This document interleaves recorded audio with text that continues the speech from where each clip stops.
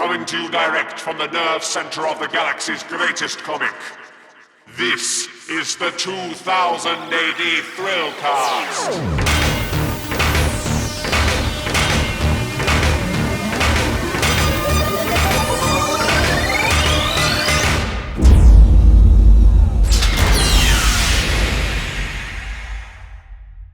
Borag Thung Earthlets, and welcome to the first episode of the 2000 AD Thrillcast of 2021. I hope you had as good a Christmas and New Year as possible, and that you're all keeping yourselves and those around you safe. We're kind of in the same position as we were at the beginning of the first lockdown tapes, in that things are a bit grim. Hopefully those of you who have been able to get your shots have got them, and we can look forward to some kind of normality in the next year or so. But to keep you company over these dark days, the lockdown tapes is back. Sorry it's taken us a while to get going, but January was a little bit busy, if I'm perfectly honest with you. So we're going to crack on now with our regular weekly schedule for the lockdown tapes, which may or may not be a great idea. But we're going to start on a bit of a high note, which I hope is going to be, a signal for the rest of the year. And that's because this is the first part of an epic conversation with Kev ONeill. Now, Kev ONeill is one of those names indelibly linked with 2000 AD. He was art editor. He was the artist on series like he helped create the characters for Roadbusters.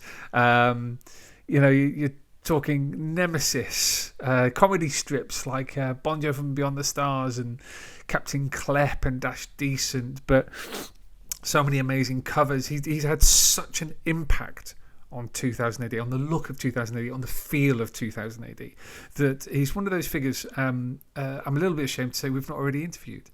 But it was just amazing to be able to talk to him over the phone. So this is an audio only interview. But the stuff that Kev talks about is really the nitty gritty, the history of 2000 AD and of British comics. He came in the 1970s just as the industry changed. He heard that 2000 AD was being created, went and had a chat with Pat Mills. And from there, you get just this incredible legacy, Nemesis, obviously, Metalzoic, through to characters like Marshal Law, his work on Green Lantern, League of Extraordinary Gentlemen, Batmite, which I'll be honest, I'd completely forgotten about. But it was wonderful to be able to chat to Kev because, number one, he was so generous with his time and with his recollections, but also because it's just... this is the stuff, So we're going to crack on with the first part of this interview, which is a whopping around about 2.5 hours. So, and we only get so far. So hopefully you enjoy this and look forward to more. Second episode will probably be in a couple of weeks. But in the meantime, we're going to have other guests talk about some of the exciting things coming up, like the Penguin Random House audiobooks, which are coming out in March. We've got various other bits and bobs, which we're very excited to announce and reveal and dive into. So, thanks for coming back to the Thrillcast Earthlets. The feedback last year was fantastic. Thank you so much to everybody who agreed to be interviewed, everybody who listened, everybody who spread the word. Please continue to do that this year as we plough into 2021. So, without much further ado, and as I always say, let's crack on. Let's hear from, one of the masters of 2000 AD and British comics, Kev ONeill.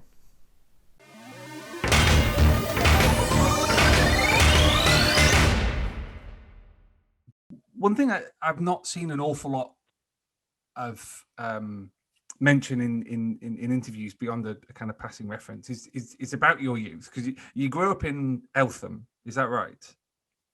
Yeah, I grew up in actually Mottingham on the border of Chislehurst, which was kind of nice and green, should we say? It was an estate, as a council estate, mostly Roman Catholic, like we were, and it was sort of, I don't know. I suppose now that you call it hard up, but working class and sort of. But my dad always referenced the starving of India as a point of how much better off we were than people in India, you know.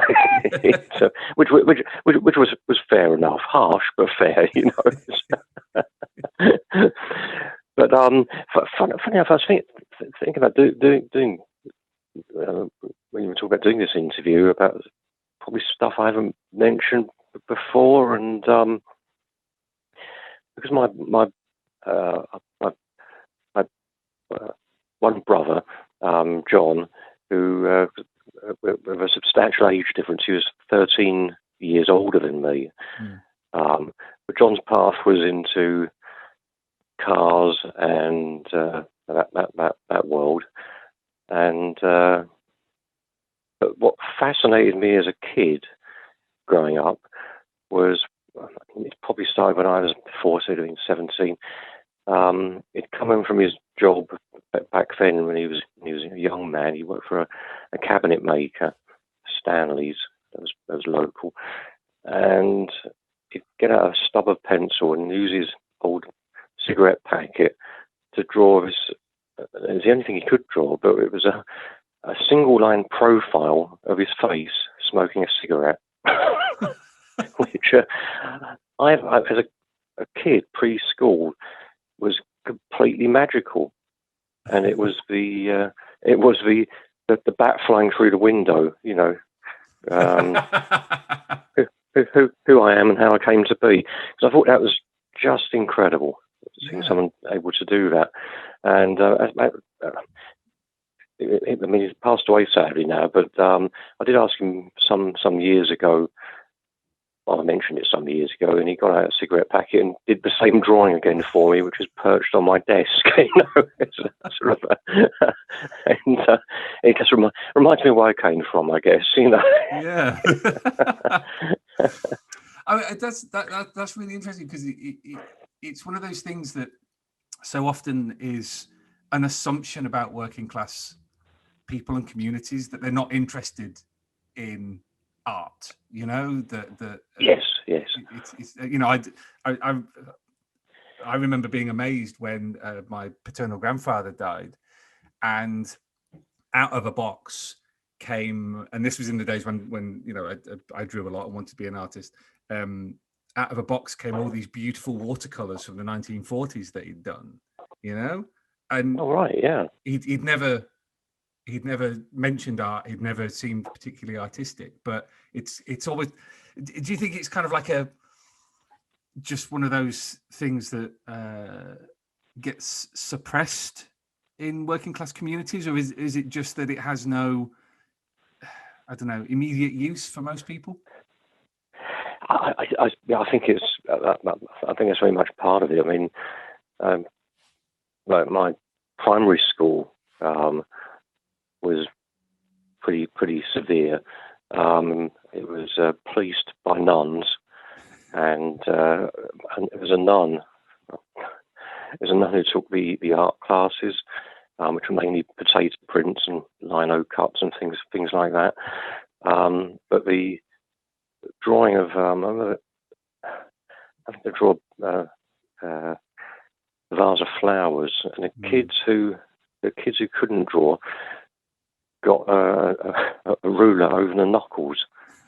That was so that would kind of purge any desire for drawing for most kids. Also, it's that embarrassment. People are embarrassed about I can't draw a straight line. I think I might go across all the sort of class divides, really. But yeah, I don't know, things like that. Someone asked me when I was actually grown up, do you read? I mean, not can you read, but do you read? Like, do you read for pleasure? Which is terrible, isn't it? You know, it's terribly insulting, you know. But I had a fierce interest in it, because growing up in the 50s, you're not starved of entertainment, and comics being a big and actually cheap or affordable part of that. Also television, because you had acres of cartoons and old films. So all my interests, all my keen interests in life have really kind of stemmed from those days. Mm. Well, of course, the one thing that's come up in interviews before is the effect that Mad Magazine had on you as a youngster. I mean, I'm one thing. I mean, you know, we can talk about that certainly, but also I'm particularly interested in this kind of crossover between things like Mad Magazine and Ken Reed, and the element of anarchy. in these kind of stories. That kind of fixating on Catholic schools and stuff, but Mad was another school story, really, because my first sight of Mad was in the Mad paperbacks. A kid at school had a copy of the Mad Reader, which I believe that was one that contained Super Duper Man. And the first glance at the interior of that book, with Bill Elder and Molly Wood and so on, I just had to have it. So I swapped some of my stuff for the Mad Reader. And then, as time passed, I could see that on the stands there was, I think jumble cells are old Mad magazines.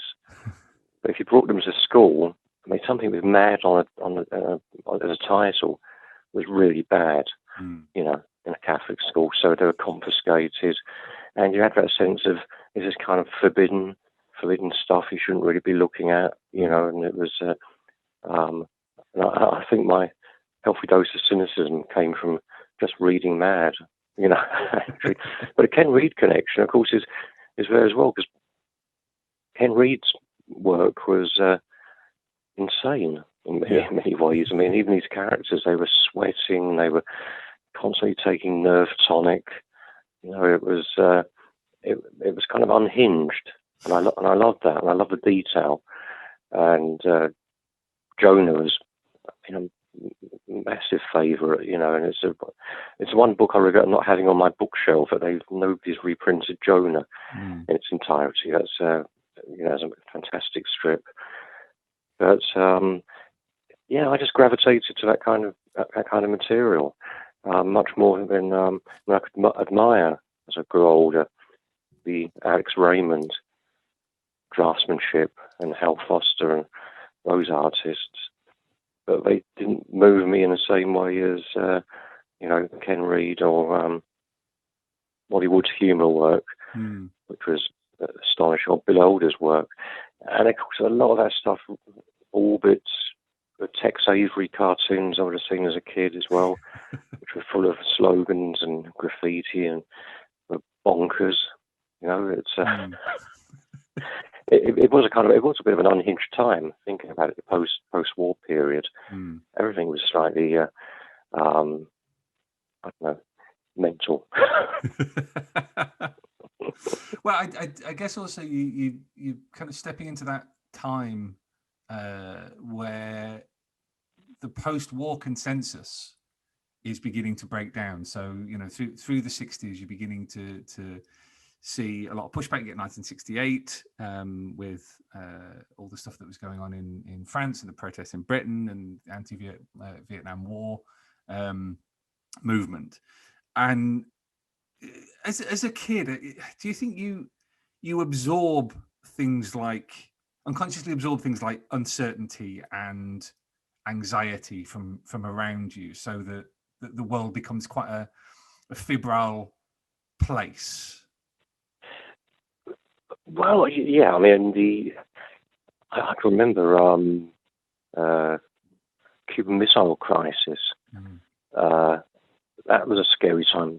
It's actually it's a very scary time for parents, but a scary time to be a kid, actually, because they would be testing the sirens over in Shooters Hill, and you could hear them, and it was like the wailing of a Martian tripod. And, we didn't have buck and cover, but we certainly had Ministry of Information, films shown at school, and it all looked kind of hopeless even as a kid. You think, yeah, taking your doors down and leaning them against the wall and piling sandbags up in a nuclear bomb didn't make a whole lot of sense. So there was that, but there was also the letting go of the 50s, which I remember the post-war rationing was worse than the war rationing. I mean, Britain was in a very poor shape, and growing up among bomb sites, things like that, you're very aware of destruction and destruction wrought by the war. And I suppose it created sort of an interesting tension, because when things got better in the early 60s, I mean, it really got better. And of course, there's a working class kind of period, wasn't it? It's all those bands that were formed in art schools, and writers like Ted Lewis and so on. Everything was pouring out. This amazing sort of it was like a kind of creative bomb went off actually in the 60s. It was fascinating, and that happened periodically through the 20th century. You got these kind of terrible times, and then this great kind of spike of creativity. But I mean, the thing with it, I was just too young, really, in the 60s to thoroughly enjoy it. Shall we say? I mean, it's I was born a very, very long time ago, but the 60s I was just a kid, and when I started at Fleetway, 1970, so I sort of quit school, didn't go to the upper six, so I couldn't take any more of it. But the odd thing, really odd thing about Fleetway in those days was it was like stepping from the 1960s back into the early 1950s. I mean, the furniture, possibly the attitudes, the things I was being asked to paste up and stuff were comic strips I'd actually read when I was a kid, and they were coming round again, as reprint. And there was that slight feeling that nothing had changed, and Valiant had more or less the same contents, because I worked on that briefly. I don't know if you want to get into the fleet, but the early Fleetway days, because I mean they were kind of. I found them interesting because I got a kind of rush of catch up with the going into Fleetway. I mean, in brief, what happened was when I was about to leave school, headmaster said to me, "Well, what are you going to do?" And because obviously seen my reports and think it's probably nothing, So, so well, I'd really like to go and work at Oddham's comic division. And he sort of just looked exasperated, but he did give me the phone number of Oddham's Publishing. And so I rang up a call box at the top of the road, and a lovely lady I was transferred to said, "Oh, I'm very sorry, but our comics have been sold. They've moved on, and here's a phone number for Fleetway House." So I rang there and got an appointment with Sid Bicknell, who was editor of Valiant, and I went over there and moved around the offices. It was an eye-opener, because the artwork was so bloody big as well, which I hadn't realised as a kid. It looked like 4 times as big as a comic. Yeah. Massive. And I was introduced to Jan Shepherd, actually by Jack LeGrand, who took me down a corridor and said, "I'm now going to introduce you to the best fucking comic editor in the business." Art editor, that is. And she was a great art editor, who I didn't realise had worked on Marvel Man back in the day. He's another favourite of mine. But going into Fleetway and going straight into his office, the only job they could give me, they made me up a job, was office boy on Buster,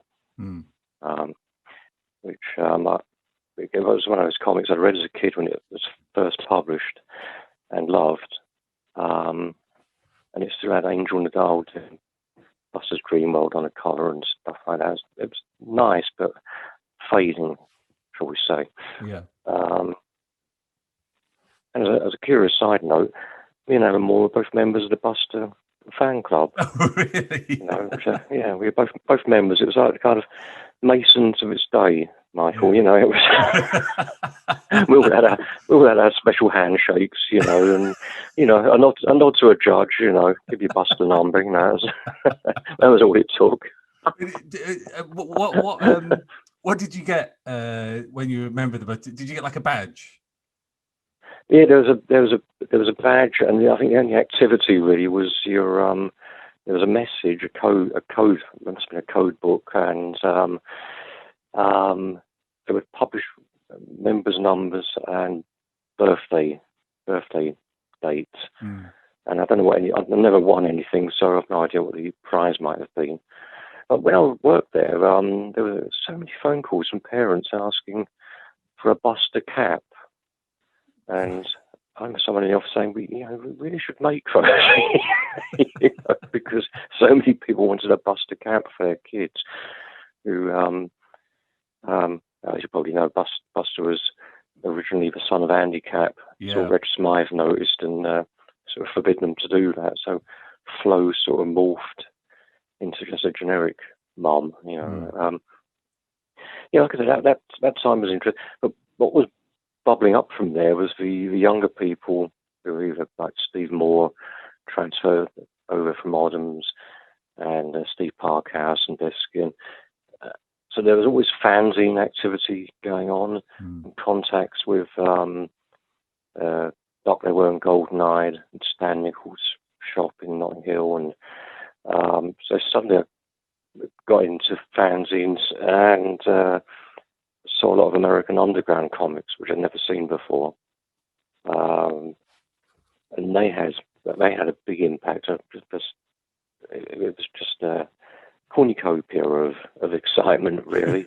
I mean, much more exciting, sadly, than actually working on comics there, because they were. I know people have their favourites, and I know a lot of people love Whizzer and Chips, but I actually wasn't one of them. You know, I did work in the humour department, and I did think, even as a 16, 17-year-old, this is actually a bit of a shame, because Ken Reid should be unleashed. You know, he should be off his choke chain, really. But he was still doing good stuff. It's beautiful. Leo Baxendale was doing great stuff. He was doing bedtime stories on Monster Fun, which again I worked on later, just before 2018. But it's just a bit sad. And one of the saddest things of all really is that we wanted to use Ken Reid on 2000 AD. That was really a big thing. Pat Mills was a big fan. We just couldn't get him. It was like, in those days, it was kind of like baronies, you know, where people controlled artists and that, and you couldn't poach within the company, you know. But we could have given him a freedom, you know, that he didn't have where he was working. You know. Might even probably would have put us out of business, but who knows? I'm kind of interested in the fact that, you know, you started as an office boy at 16. I mean, what was 16-year-old Kev ONeill like? Because I remember when I was 16, and I think the most descriptive word I could use is feckless to describe myself at 16. But you know, you're stepping into a workplace essentially still as a child. Had you ambitions to draw by this point? I had, and I to get the job, I brought in my really, really pathetic little pile of samples, art samples, right. You know, and I was, as a kid, incredibly painfully shy. You know, I mean, really, really shy. and so I sort of living the world inside my head and just drawing really. So, but the thing that forced me really to the courage to approach Oddham's and then Fleetway was I'd had a Saturday job. I had a paperboy job, and then I had a Saturday job at a supermarket. And the supermarket job I did in the school summer holidays back in the day. And that glimpse of the adult world, of the supermarket workers' adult world, was so appalling. And the work I was stacking shelves, but I also to be stacking shelves with, how can I put it, ladies' commodities when girls from the school came in. Right. And they gave me, of course, an overall that was 4 times too big. So I looked like kind of Dopey from Snow White and the Seven Dwarfs, and it kind of just hung down over my... And so, I was completely hopeless. I was like totally unfit for any other world than comics, actually. I did, because I was a big animation fan as a kid as well. Before I rang Oddham's, I had a hankering to work in animation. Right. But I only knew one name in Britain, one animation company name, and that was Harrison Batchelor. That's John Harris and his wife, Joy Batchelor. So I did ring them up, and I was put through to John Hallis, who was sort of marvellous. He said to me, I said, I'd really like to be an animator, and he said, what experience do you have? And I said, none. And he said, well, we only employ people with experience. And I said, well, where would I get that? And he said, here. I mean, it was all very sorry and blah, blah. But I met him years later at the Lucca, the Italian festival. It was Dennis Gifford, the comic historian, that introduced John Harris as John Harris was getting out of a taxi and getting his luggage and stuff. So I told him this story, and he said, oh, Kevin, I said exactly the same thing to Richard Williams. Of course, was the animator of Pink Panther credits and Roger Rabbit and so on. So it was. But I surprised myself sometimes. I did that. I was shy, but I had sort of a nerve. I didn't want to be left behind. Because I was just about to say, for a shy child, you had a bit of a track record because you phoned up Ray Harryhausen, didn't you? I did. Well, when I was actually that was some years later. So I was a teenager. Yeah. But when I started doing fanzines, my own fanzine, I thought that there was nothing about. I loved special effects work, and I love anything about artifice. Which we can get on to perhaps later, but I knew from the television interviews that Ray Harryhausen lived in London. So I just went up to it again in the corner phone box and looked up the name Harryhausen, of which there were not many. In fact, there was one. So I rang up Ray Harryhausen for an interview, and he was incredibly gracious and invited me to his house, and it was the biggest house I'd ever seen. I mean, it had big wide doors and a huge hall, and in a studio with glass cabinets with the skeleton figures from Jason and the Argonauts and so on. And that was kind of Hulk heaven. And he was really charming. And I had a cheap old Dixon's tape recorder and a Polaroid camera. It was all kind of hopeless. And then I sent him the interview, and he made corrections and stuff. And I sort of kept in touch with him. But yeah, again, it was just I thought if I don't push myself, things will never happen, because shyness is crippling. Actually, it is really crippling, and you can overwhelm you in a way.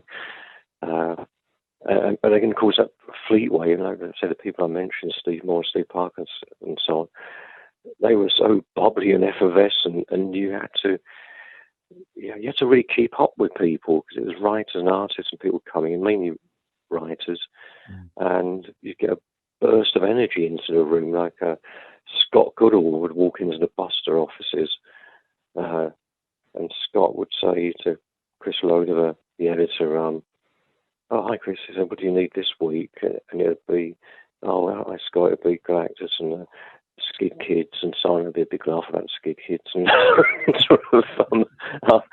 And he'd just sit down. He had a portable typewriter which he carried with him. He just carried it under his arm. He'd put it on an available desk and just literally start typing. He'd just type out a story, and there'd be a lot of banter back and forth. And I loved it. I actually loved the atmosphere. I love the atmosphere. It's because we were quite close to, right on, neck and neck with Fleet Street. Lunchtime's always interesting because the pubs were full of journalists, and it was. I liked it. Very drunk, incredibly drunk, of course. But it was different. There's different days in, Michael, wasn't it? You could be drunk and you could work. I briefly tried to do the whole journalist having a few drinks at lunchtime, but all I would ever do is just fall asleep at my keyboard in the afternoon. Well, we used to. There were some pubs we were told, "You don't go there. That's where the editors go." So it was all off limits, and so we'd go to kind of the Punch in, maybe go to Punch in Fleet Street and places like that. But in fact, I found that more and more we were going over the bridge into Blackfriars, and there were some very dodgy old pubs over there, stripper pubs and so on. So, but we'd stagger back from there, go into the Dunkin' Donuts and carry a bag of donuts into Bob Painter's department, and that would be the afternoon, really. Everything was done. Everything seemed to get done. I mean, the deadlines were deadlines still, but there was a lot of horseplay, shall we say.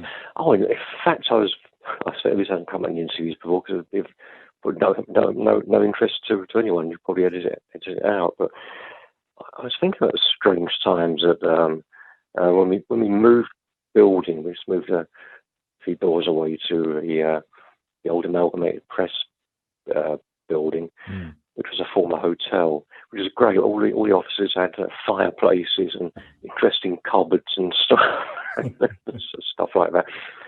But me and Tony Jacob were working on Whizzer and Chips, and get this right. We decided to, we were back early from lunch, and it was kind of otherwise empty, and we're just in the hall, kind of walking down the hallway a bit bored. And I noticed, these big red drum with a fire hose. There were sort of buckets of sand and things like that. It was the early technology for fighting fire. It was inside municipal buildings and so on. Saw that, and the bucket of sand was full of cigarette butts as usual. And just for a laugh, I picked up the hose hanging out of the big red drum on the wall, and it went like I was going to spray Tony Jacob with a huge column of water. But then the drum started rotating, because one slight touch of the hose starts the drum rotating. Now, I did not know that. And it rotated and it rotated and and he looked absolutely horrified. But to his credit, he didn't run away, because I was watching sort of giant intestines, spewing all over filling the hallway, and it was going rum, rum, rum, rum, rum. So I was grabbing it to stop it, and it just wouldn't stop. It had to go right to the very, very end, and then there was this mortal fear was the water to come out.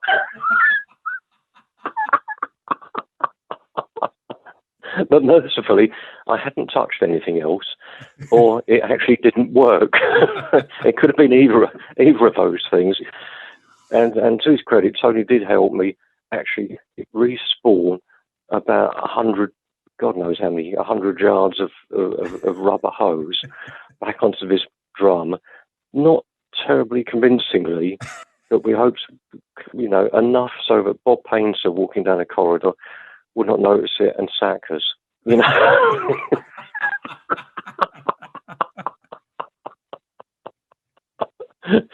There's another weird incident again with Tony in our office where the guy who was I shan't name him, but he was a sub editor, and he used to get incredibly bored working on Wizard and Chips, and we'd be sitting there working, pasting up logos and stuff, and he'd suddenly appear in the doorway, a kind of psychopathic grin.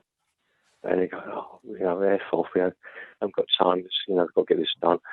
And then one day he did that, and he sort of picked up a scalpel from my desk and started slicing the air around me. And I said, oh, for Christ's sake. And then he slit my shirt, upper arm, it just slipped. And we all froze, and I was waiting for this kind of big pool of red, but nothing happened. He had literally just cut the shirt, which seemed incredibly good luck. And then he just went away and sat and sort of slumped back in his chair. I'd had that shirt hanging up in the wardrobe for years. I'd look at it and think, God, that was close, wasn't it?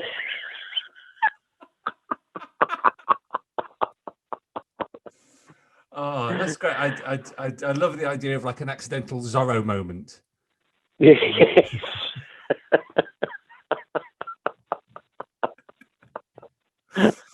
Oh, amazing. I know you said I might cut that out. I'm definitely leaving that in. That is absolutely hot gold. Wonderful. Tell me about Jan Shepherd, because you've already mentioned,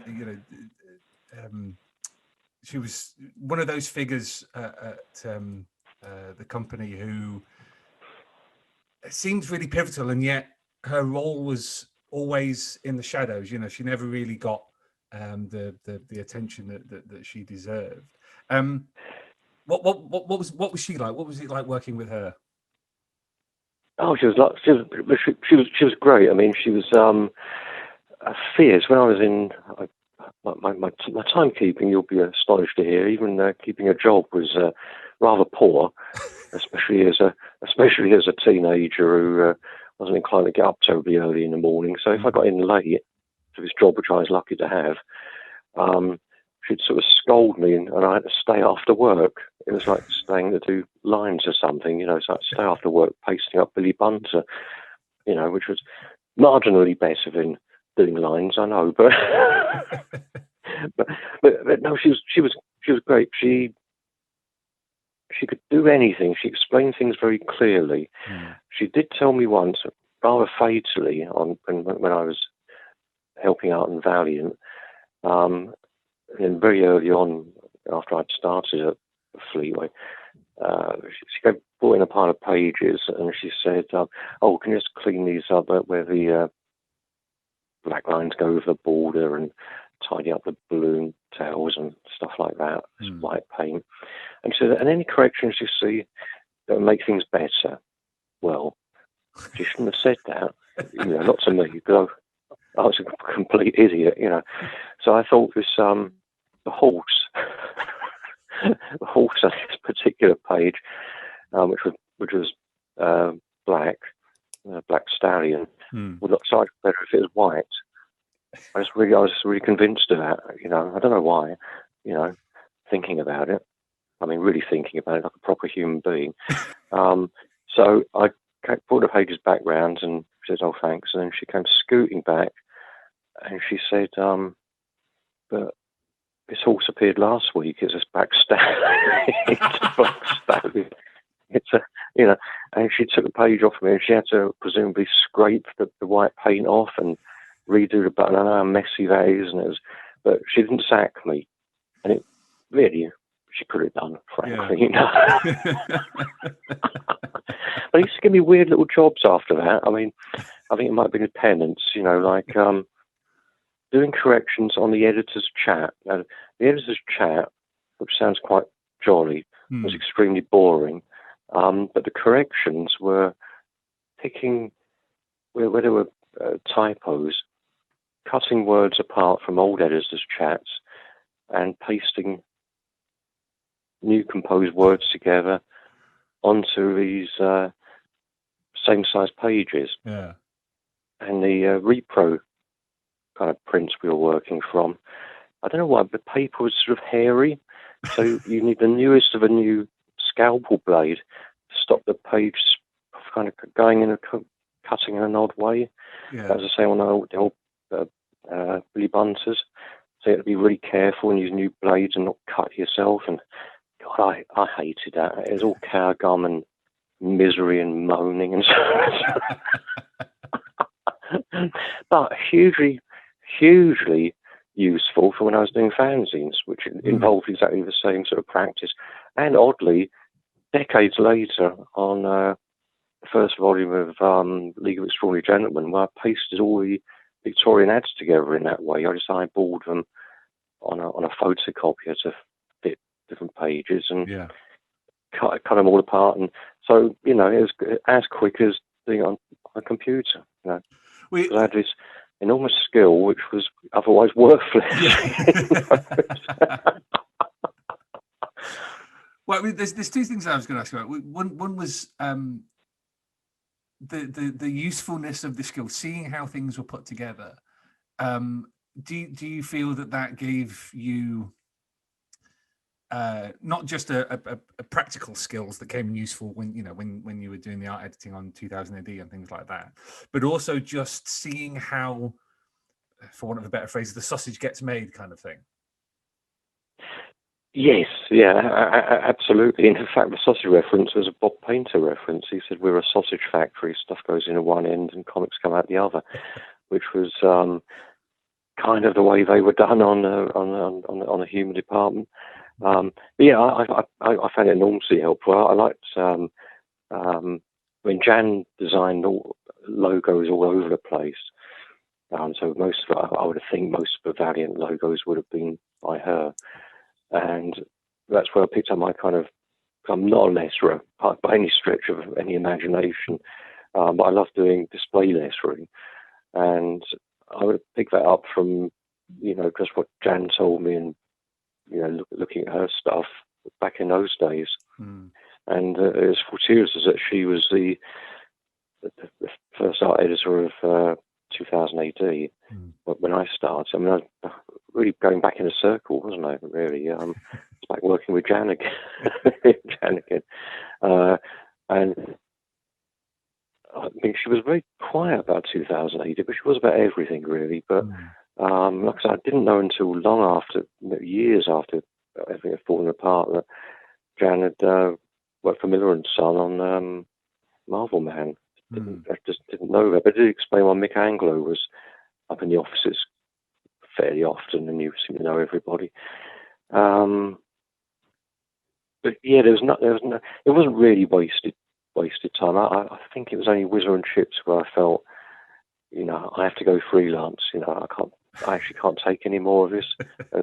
All the alliteration on the top lines and things, it doing my nutting. And I'm having trouble with occasionally getting something. There's a big hue. The guy who cut my shirt. Bob Painter was on holiday. He did a top line for oh God, what was it? A strip called Fusspot. A strip called Fusspot, and it involved something to do with a paint factory or something. So the top line that was printed was, "This week Fusspot is a painted lady, readers." And Bob Painter went absolutely spared. "You can't painted lady? Oh my God, painter only means one thing, doesn't it? Painted lady."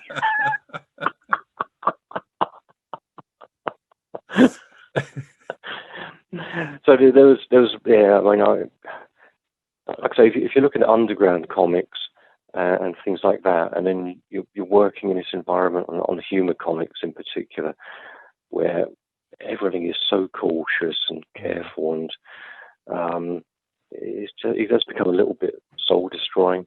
Yeah. So I was working on, when I heard that Monster Fun was closing, but there was a new comic, JMP 13, a science fiction comic starting. That's when I, begged my way onto it. So that was a 2000 move. Yeah. Because you mentioned a moment ago about fanzine, because I think, correct me if I'm wrong, your first published work was in a Lovecraft fanzine in the early 70s? Yeah, it was. It was, what was it? It was the Dream Quest of something.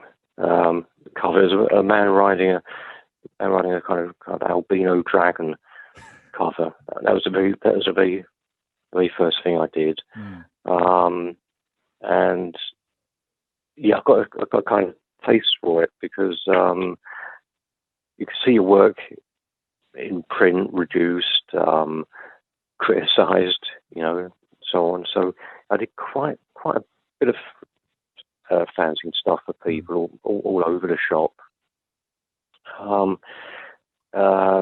UFO magazines, and I was kind of very active. Doing my own fanzine was just completely. I never interviewed, oddly enough, any comic people, because they were very difficult to get hold of in those days. You very rarely saw comic artists in the building. It was always writers. But yeah, I got a lot out of fanzines. When people years ago used to ask me how to get started in comics, I said, well, do fanzine work and start your own fanzine, whatever. That seems to be a good route. So, and I probably would have been the first place I saw Dave Gibbons' artwork as well. It was probably in Fantasy Advertiser. I did some stuff for that as well. It was a sort of, you kind of got to know everybody. You could actually know everybody in comic or in fanzines very, very quickly. So that was important. And of course, there was more freedom as well. There's no censorship as such. So you could be, good for me. Yeah. And the kind of underground comics that you were reading, was this like Greg Irons kind of, Skull Comics style stuff? It was absolutely Greg Irons Skull Comics stuff. I love Greg Irons' work. Yeah, and I'm sure it shows. Well, I hope it shows anyway. But yeah, which was different, well, completely different to the Crom work, or S. Clay Wilson, or any of the others. I mean, Light is a particularly good run of Colour Underground that Greg Irons did. That stuff was jaw-dropping, absolutely jaw-dropping. And Richard Corbin's work, was absolutely breathtaking. And then if you can imagine going from that to Sid Snake, well, you think, well, you wonder what you're doing, really, what you're doing here, because nothing's ever going to move that the dial's not going to move that far, is it? On the regular Fleetway comics. Yeah. And of course, it was a great era of Hatch, Match, Dispatch, and all the rest of it, where things were folding into one another. But the undergrounds were crucial to me. Yeah. What was the attitude at Fleetway IPC towards the underground? Were they even aware of it? Well, they were, because the copies would be floating around the office. It was usually horror, absolutely, horror. Sometimes it was sneaky admiration. It always struck me as odd that Bob Painter had the very, well, not exactly underground, but he had the famous National Lampoon cover of the gun being held to a dog's head, Vives magazine, or he had that on his wall, and of course he famously turned down Viz. It was offered to IPC first, I believe. I don't know, because some of the people, a lot of the guys working there have been in the war, naturally. And people like Jack LeGrand had been at Arnhem, and I think they saw the influx of long-haired people and underground comics and craziness as a bit too much. But then again, things were changing as well. You couldn't stop the fact that things weren't selling quite the way they used to. And you couldn't really blame television, because television had been around a long time. But of course, movies were changing. They were affecting things. And I suppose action inevitably was a consequence of the shift in movie styles in the 70s. But yeah, I mean, I hate to be a downer on it, but because it wasn't all down. But you know, it was just, if you're very young, you're kind of impatient for change, and if you can't see it happening very soon, yeah, that's annoying. But I have to say, talking about Jan Shepherd, when I showed her my art samples, she did say to me, "Well, Kevin," she said, "it'll be at least 10 years before you're good enough to be a comic artist." And people always think, well, God, that's terrible. How do you survive that? And I thought, well, no, she's absolutely right, because I was 16, so 10 years later, that'd be about right.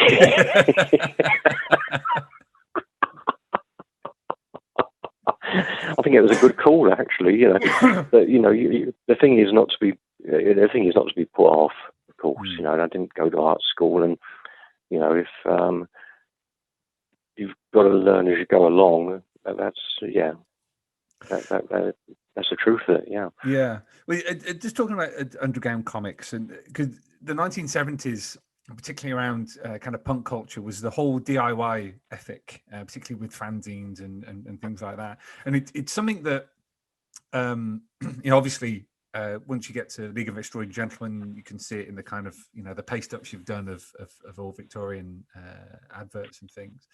But it's always struck me as something that's run through your work. You know, thinking about like the one page things that you put into 2000 AD of with Tharg, with like a diagram of King's Reach Tower and things like that. It always felt like the fanzine element, that mixing up of different bits of into a strip was something that continued all the way through. Did you get a sense of that you know, you were always keen to pull in lots of different elements as a means of subverting them? Yeah, absolutely. I think my favourite thing was getting past Bob Bartholomew, who was IPC's imposed censor on 2000 AD. The cutaway of Walter the Wobot, which had one of the numbers was for his nether regions, which was his pleasure circuit. And I was delighted I actually made the finished annual, the Judge Dredd annual, because I thought, sure, he's never going to let Walter the Wobot's pleasure circuit between his legs go. But, I mean, suppose, Michael, a lot of this is, it does go back to Mad as well. I love the way Mad had features, it had single pages, it had half pages, and sides and things, and it had cutaways and, of course, the folding and stuff like that.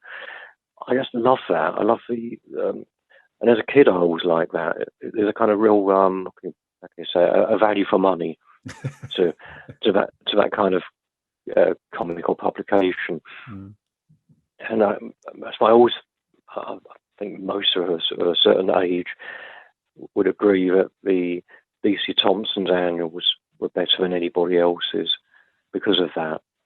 A sheer amount of thought that had gone into them from cover to cover, and they had their best people on the annuals.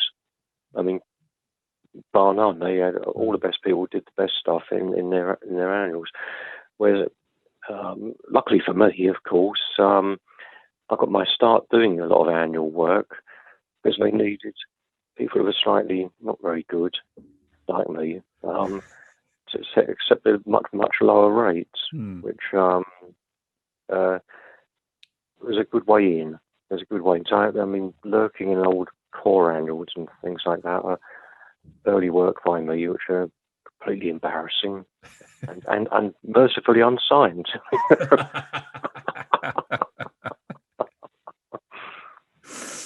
We'll talk about sort of, you know, credit boxes and things in a minute, but I suppose that is one slight advantage to Anonymity, that you can kind of learning print without necessarily your name being attached to it.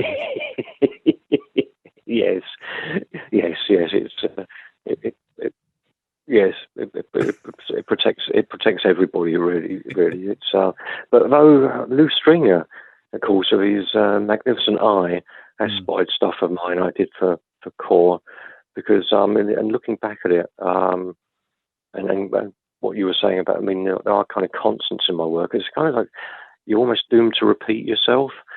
Once you're bitten by something at an early age, you constantly go back and sort of refine and work with it. Because I mean, I did a cutaway of San Futuro for the Marshal Law collection as well. Now I think about it, I like doing stuff like that.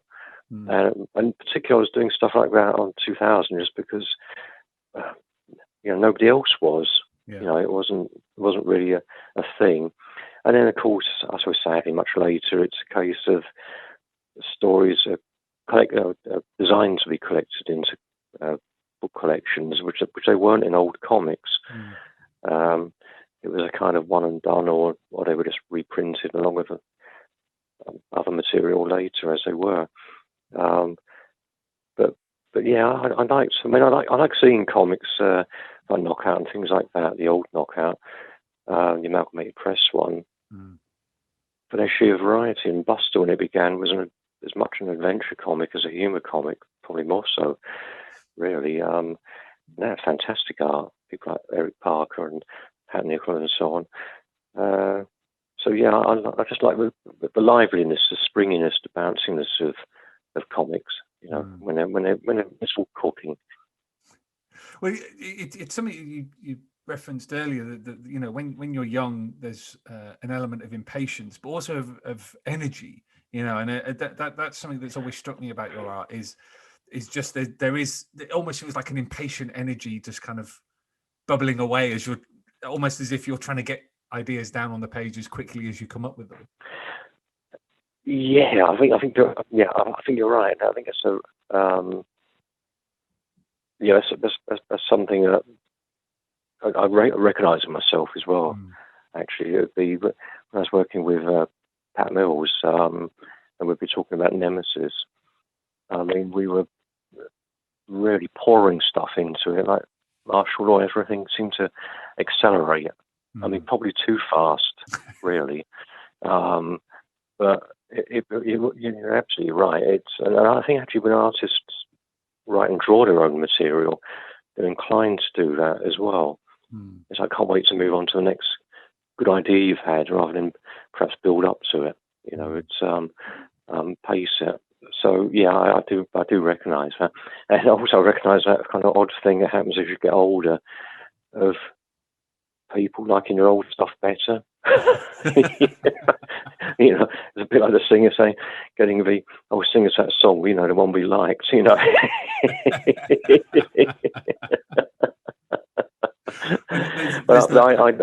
There's that wonderful sketch from the Big Train Show where the guy who wrote the Streets of London song is playing it in a pub, and he gets to the end and everyone claps. And he says, okay, this is something I knew I've been working on. And he starts playing, and the audience start booing and just start shouting, play Streets of London again, just over and over and over again.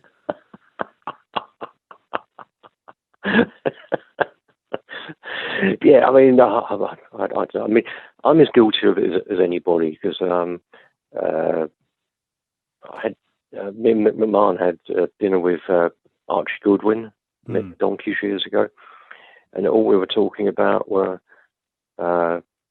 Blazing Combat and Creepy and the things. And he did notice it. He did mention it when talking about stuff that was actually then was old to him.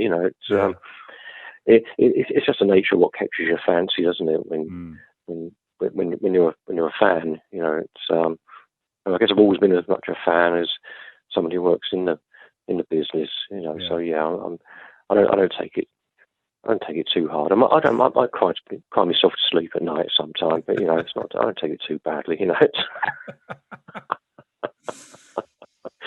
Well, it's an interesting point you just made about, being a fan, and certainly, you look at yourself, Dave Gibbons, Brian Bolland, Richard Burton, Nick Landau. This was the point in the 70s when people were coming into the industry who were fans. They were collectors. They were people who sought out comics, just not people who perhaps worked in magazines or were journalists. What do you think that? What effect do you think that had on the industry? That you had people coming in who cared about these things more than the fact that they were a steady job? Well, I mean, I would say it had a massive effect. It just took its time to be felt, I suppose. Because obviously Des did Warrior. That was sort of more or less the same time as 2018. But interestingly, Pat Mills was somewhat disparaging, shall we say, whenever I mentioned fans or fanzines or things. I think he trusted the reader as that sort of, I don't know what they were writing. I never really trusted readers' votes, for instance. Never was never comfortable with that. And well, I'll give you an example. When we were doing Nemesis, one of my favourite episodes was Great Uncle Barl. The Great Uncle Barl episode. Yeah. I thought that was a really good character episode, and it was kind of what readers would like, and it was pretty powerful. But the votes came in. Steve McManus said the votes had gone down on Great Uncle Barl. So the implication is sort of don't do that again. Yeah. Which is it's a shame. I don't trust them. As a kid, I would never cut up my comics to send in a vote. I just wouldn't do it, Because I was a real fan, Michael. I'm one of these sort of lackadaisical sort of fans who cuts their comics up and posts it, and it's got stamps and things. I don't know. What kind of world is that? I mean, there is a lot in kind of audience research about the self-selecting audience that you don't hear from. Oh, because right. they absorb the content, the product in a way that means actually they isolate themselves from any notion of a wider fandom. It's not a conversation to them. It is something that they consume. And sometimes they will be your loyalist customers, but you will just never hear from them. Yes, absolutely. Yeah, that's. I'd completely agree with that. And in fact, I'd give you an example of when I did try to write in. This is a tale of two halves, really. More or less in the same time period. I'd have been roughly 12 years old, I guess. I wrote to Fleetway to find out who the artist was on the Spider, because they were never signed. And so I had no idea who Red Bond was, but I just loved his work. It was just astonishing. Never heard a thing. Wrote more or less the same time. I sent a drawing of Captain America, maybe I was a little bit younger, 11 maybe, to Marvel Comics. And months and months go past, I still didn't get an answer from Fleetway. Months go past, and then my mum says, "You've got a letter." Well, I never received letters. I was a kid, birthday cards. That was it, really. Yeah. Nothing from Truett or anything like that. I was quite a good boy, but I almost passed out. It was a letter from America. Jack Kirby's Incredible Hulk in top left corner, my name on it. Opened it up. Nothing apart from a little slip of paper, because I suppose it was technically a no prize. It was a note from Stan Lee saying thank you, for your drawing of Captain America and that. Obviously a printed signature, but attached to it was a handwritten note. Say, "Oh, Kevin, we wish you really well with your future career as a comic artist, but please remember next time you send artwork to pack some cardboard with it because it got all crumpled up in the post and sort of ruined. That's why it's not being returned." But that would have been from Flo Steinberg, and it was really great. But going back to the Fleetway thing, when I started working at Fleetway, I mentioned I'd written to Lion, blah, blah, blah. And they all burst out laughing and said, "Oh, yeah, we used to get letters from people, and we'd laugh and, just toss them in the waste paper basket."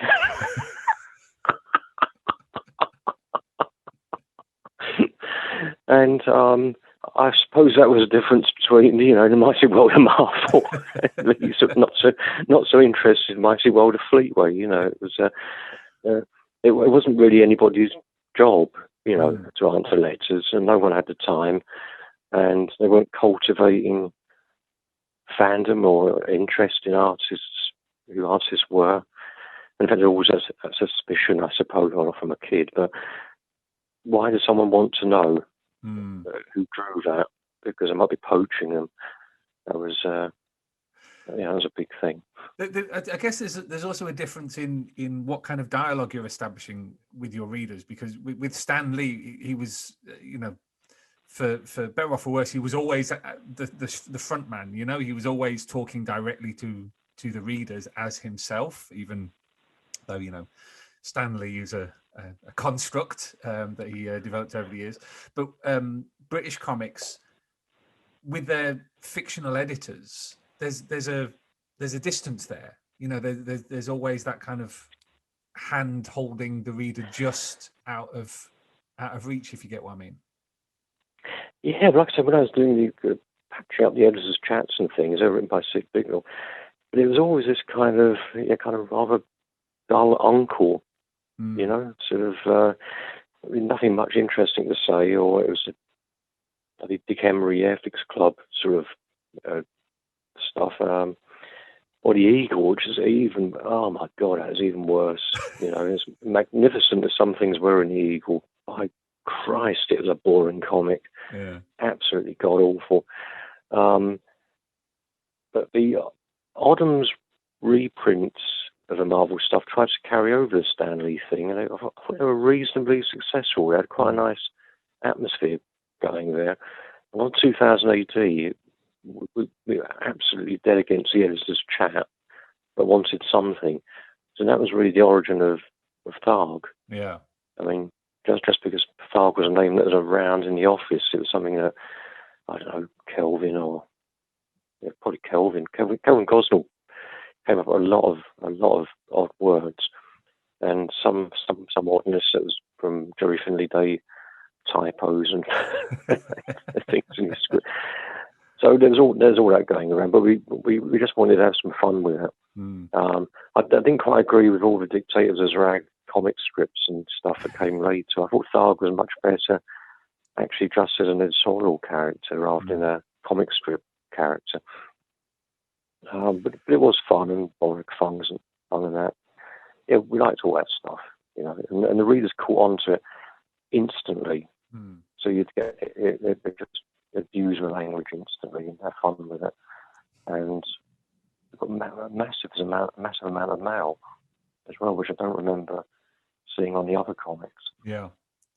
Well, let's turn to 2000 AD, because you'd grown bored, to understate the situation a little bit, on the humor titles, and you heard about this new science fiction comic that was being developed.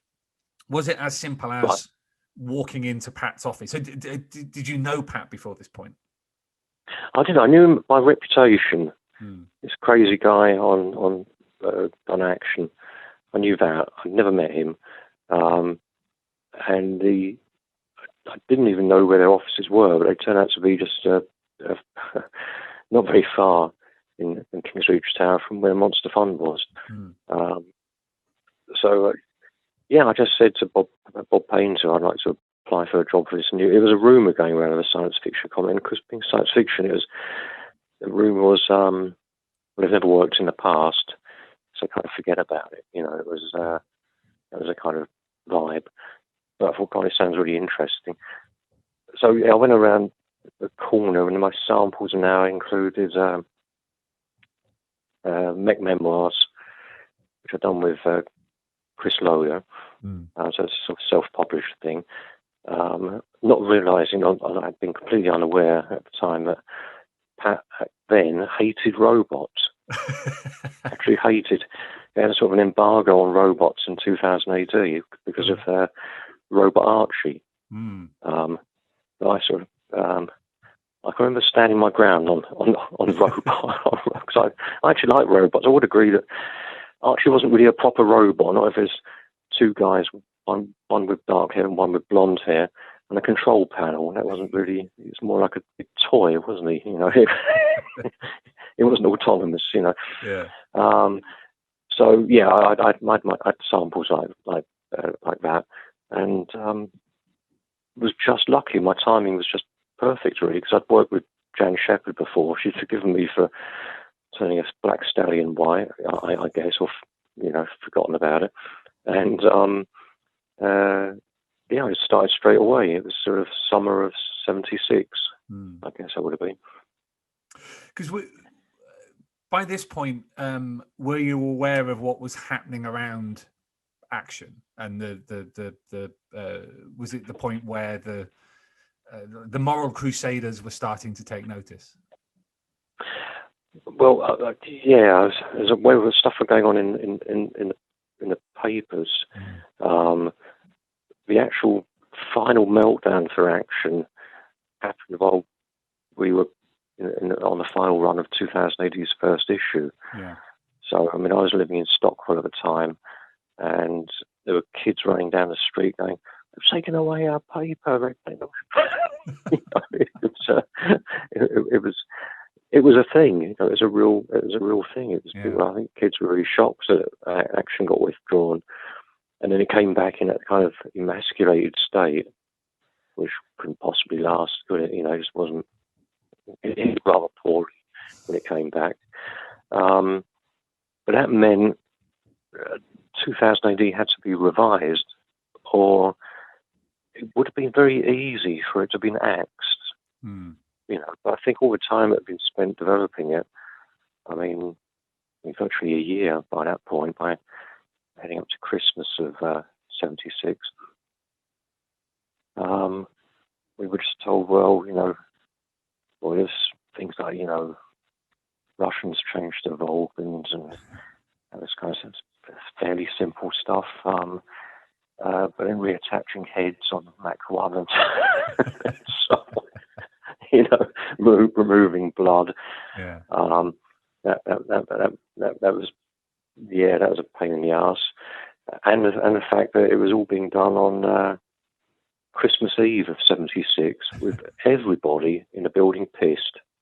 I mean, everybody laughing and singing and joking. "Oh, what, you're still doing it, are you? Ha ha!"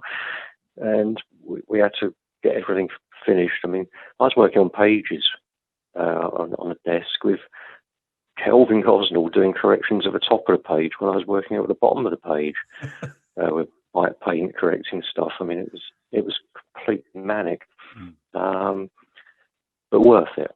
Yeah. Actually, I think it's worth it because I think 2000 AD was improved by this shakedown, in an odd way. Well, Instead of getting... I think it's something you said to David Bishop in Thrill Power Overload, that without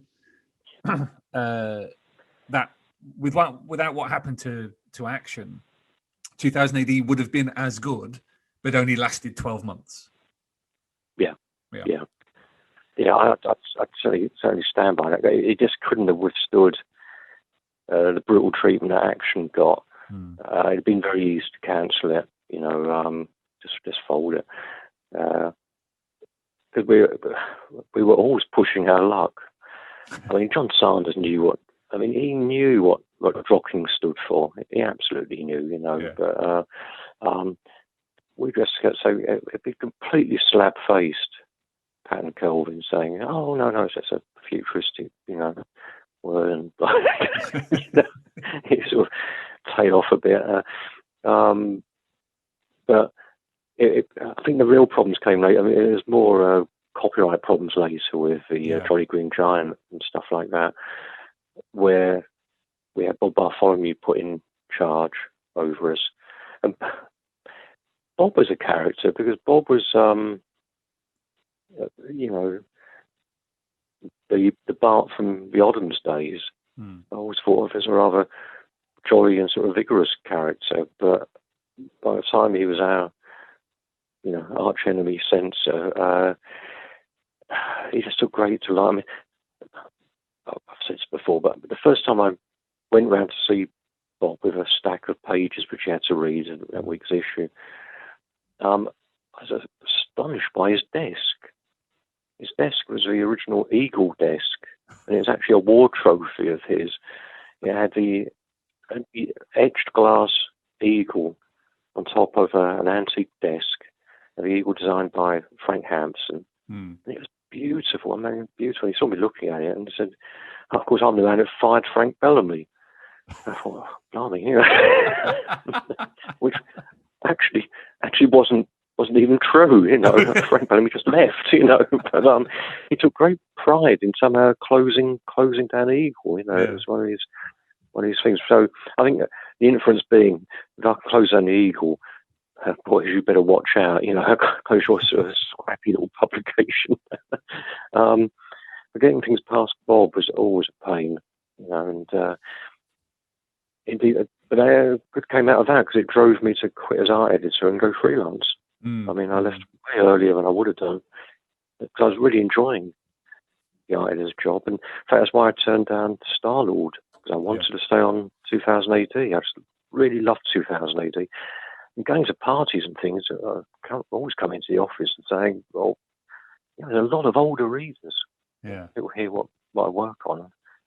They didn't buy the free gift issues, but they started with Prog 4.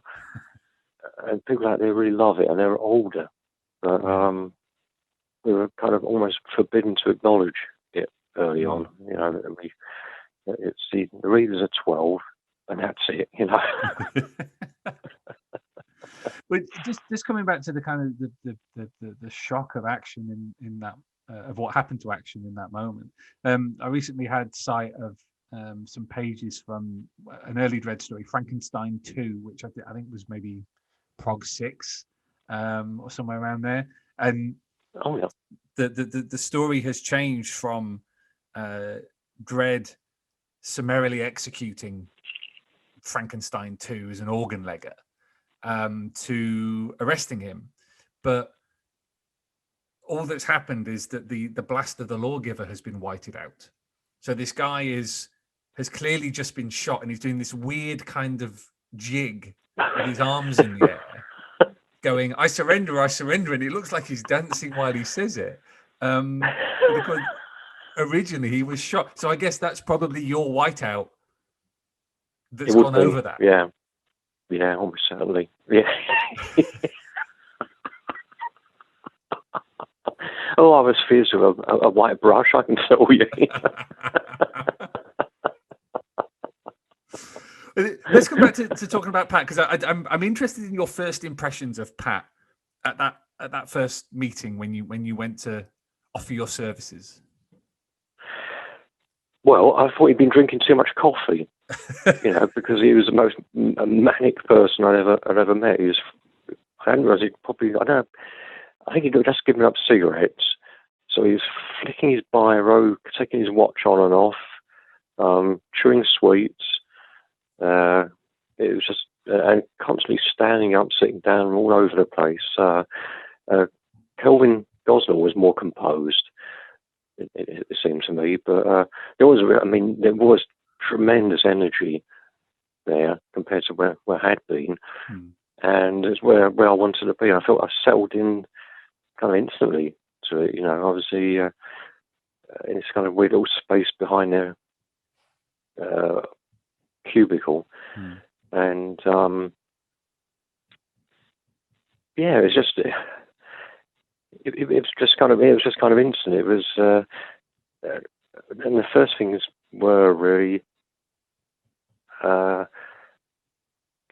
suppose getting the right mix for 2000 AD. Because we sit around, we talk about 2000 AD a lot, and it was still forming at the point where I joined. I don't think even any Judge Dredd art had come in.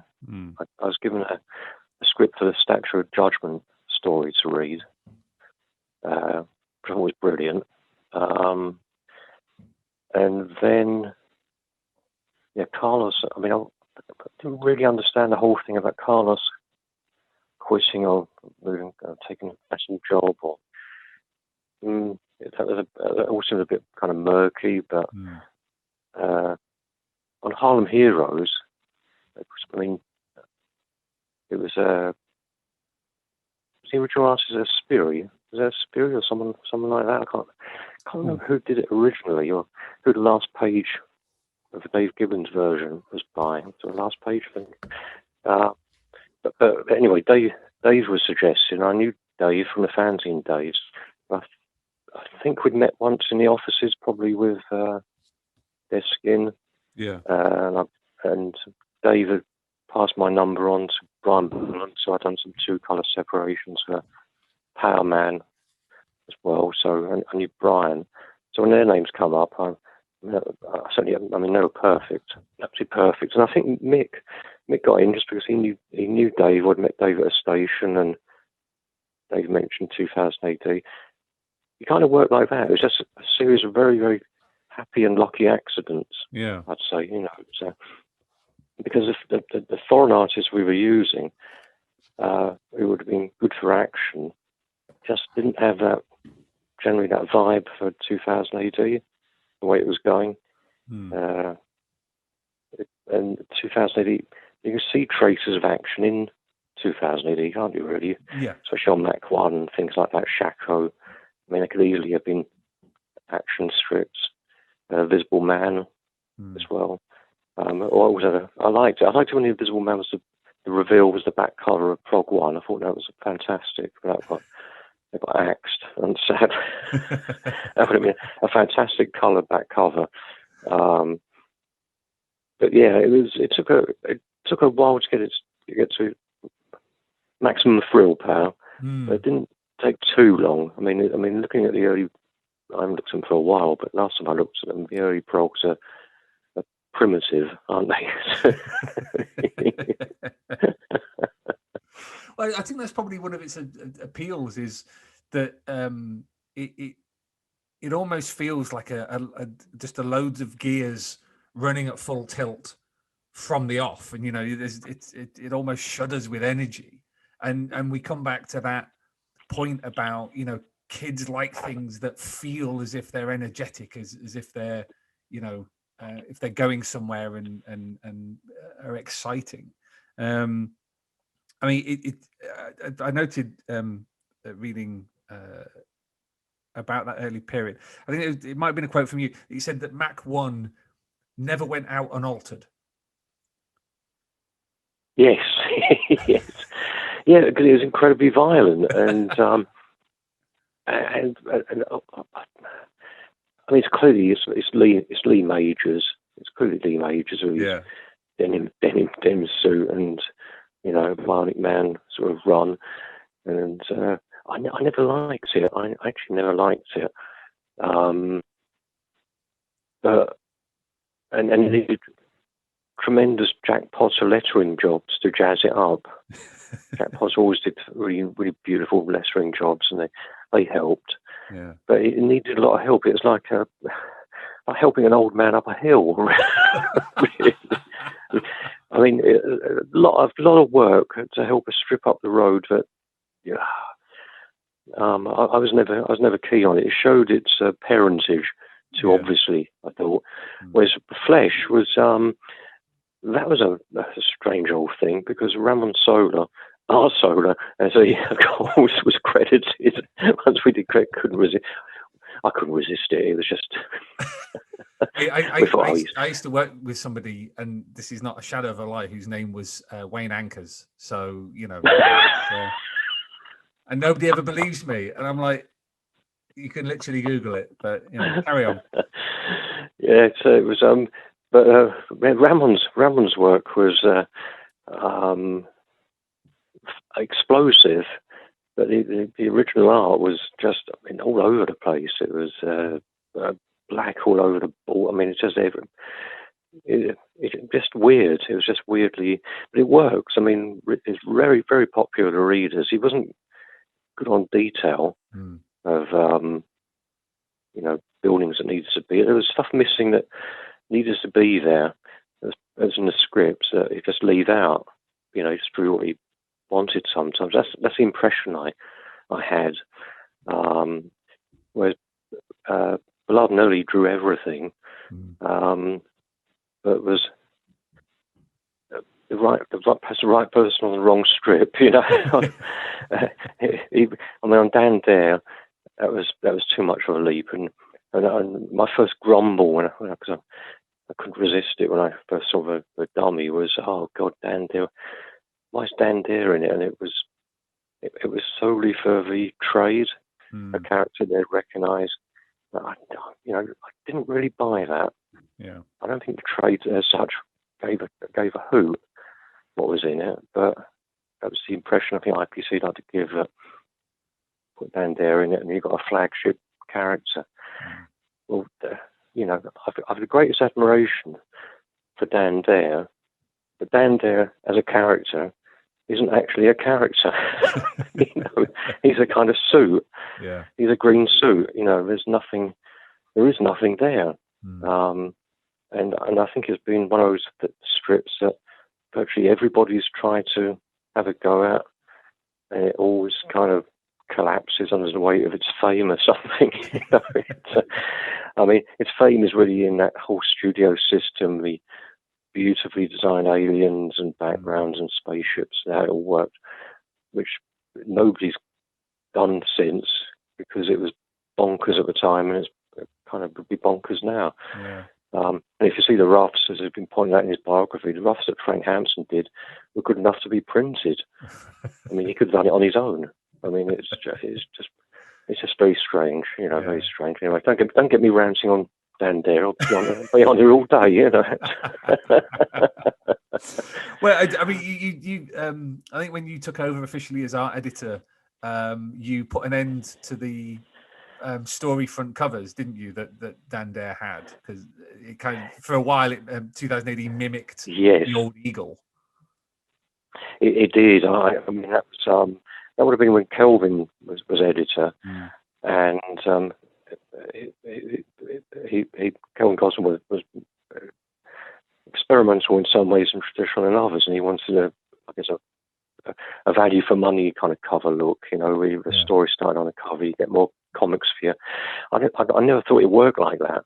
I thought a really great cover was a kind of a feast unto itself, and we had some great Bond covers, but I thought, isn't it about time we had Mick McMahon colours? Because he was drawing Judge Dredd, and it seemed a waste, and it seemed we were not being true to 2000 AD enough. Some comics just demand that you steer them back. You know what I mean?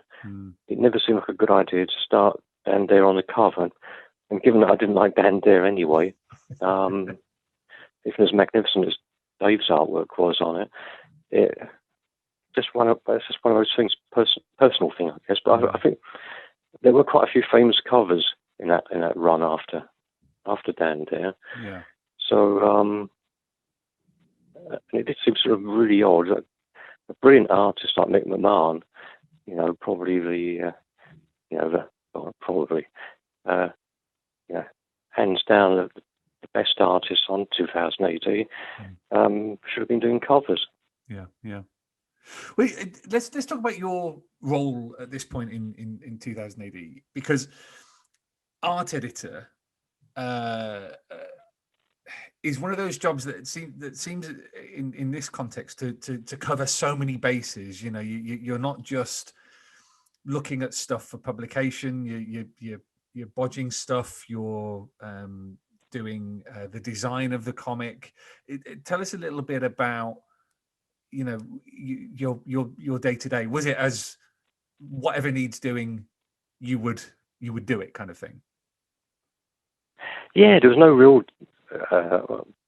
division, when Kelvin stepped away from 2000 AD to do Star-Lord, he did ask me to be art editor of Star-Lord, which was a raising position and pay.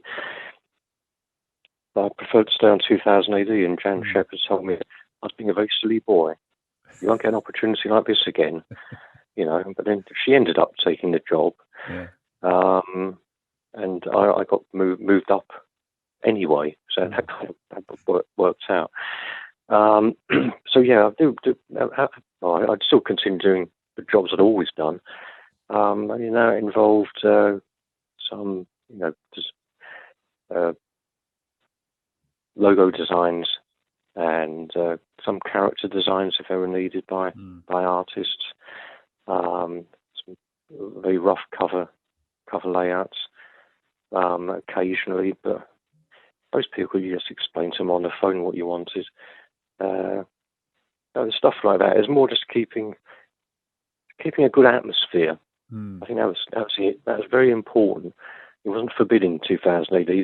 People came in to deliver their work as often as not, and there was a great atmosphere on the art delivery days and a trip down the pub, and it was just fun. It was always fun until, like I say, the Bob Bartholomew era, when censorship was happening, and I thought, well, I don't like it anymore. I don't like having to come back and tell Steve, or Steve would come back and tell me that I've got to change this, or I don't understand that, and mean team is, it's got exploding guts, and then you've got to take them out, and they go around and say they're cyborgs, and it doesn't really matter, does it? They're not real people, because we all knew that they represented humans actually, and it was what there was guts flying about. So it was just keeping a good vibe on 2000 AD as art editor, and in the office it was fun in the office, And occasionally Roy Preston would stand on his desk with his head through a ceiling tile and start singing hymns. That was always fun, we could all join in, It's Wait, what?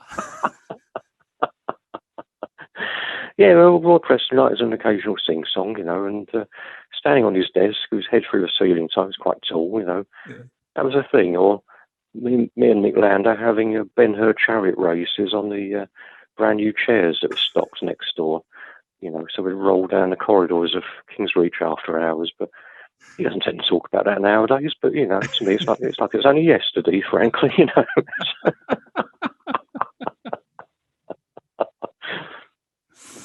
Oh, amazing! Well, that's an image I never thought I'd have in my head. Yeah.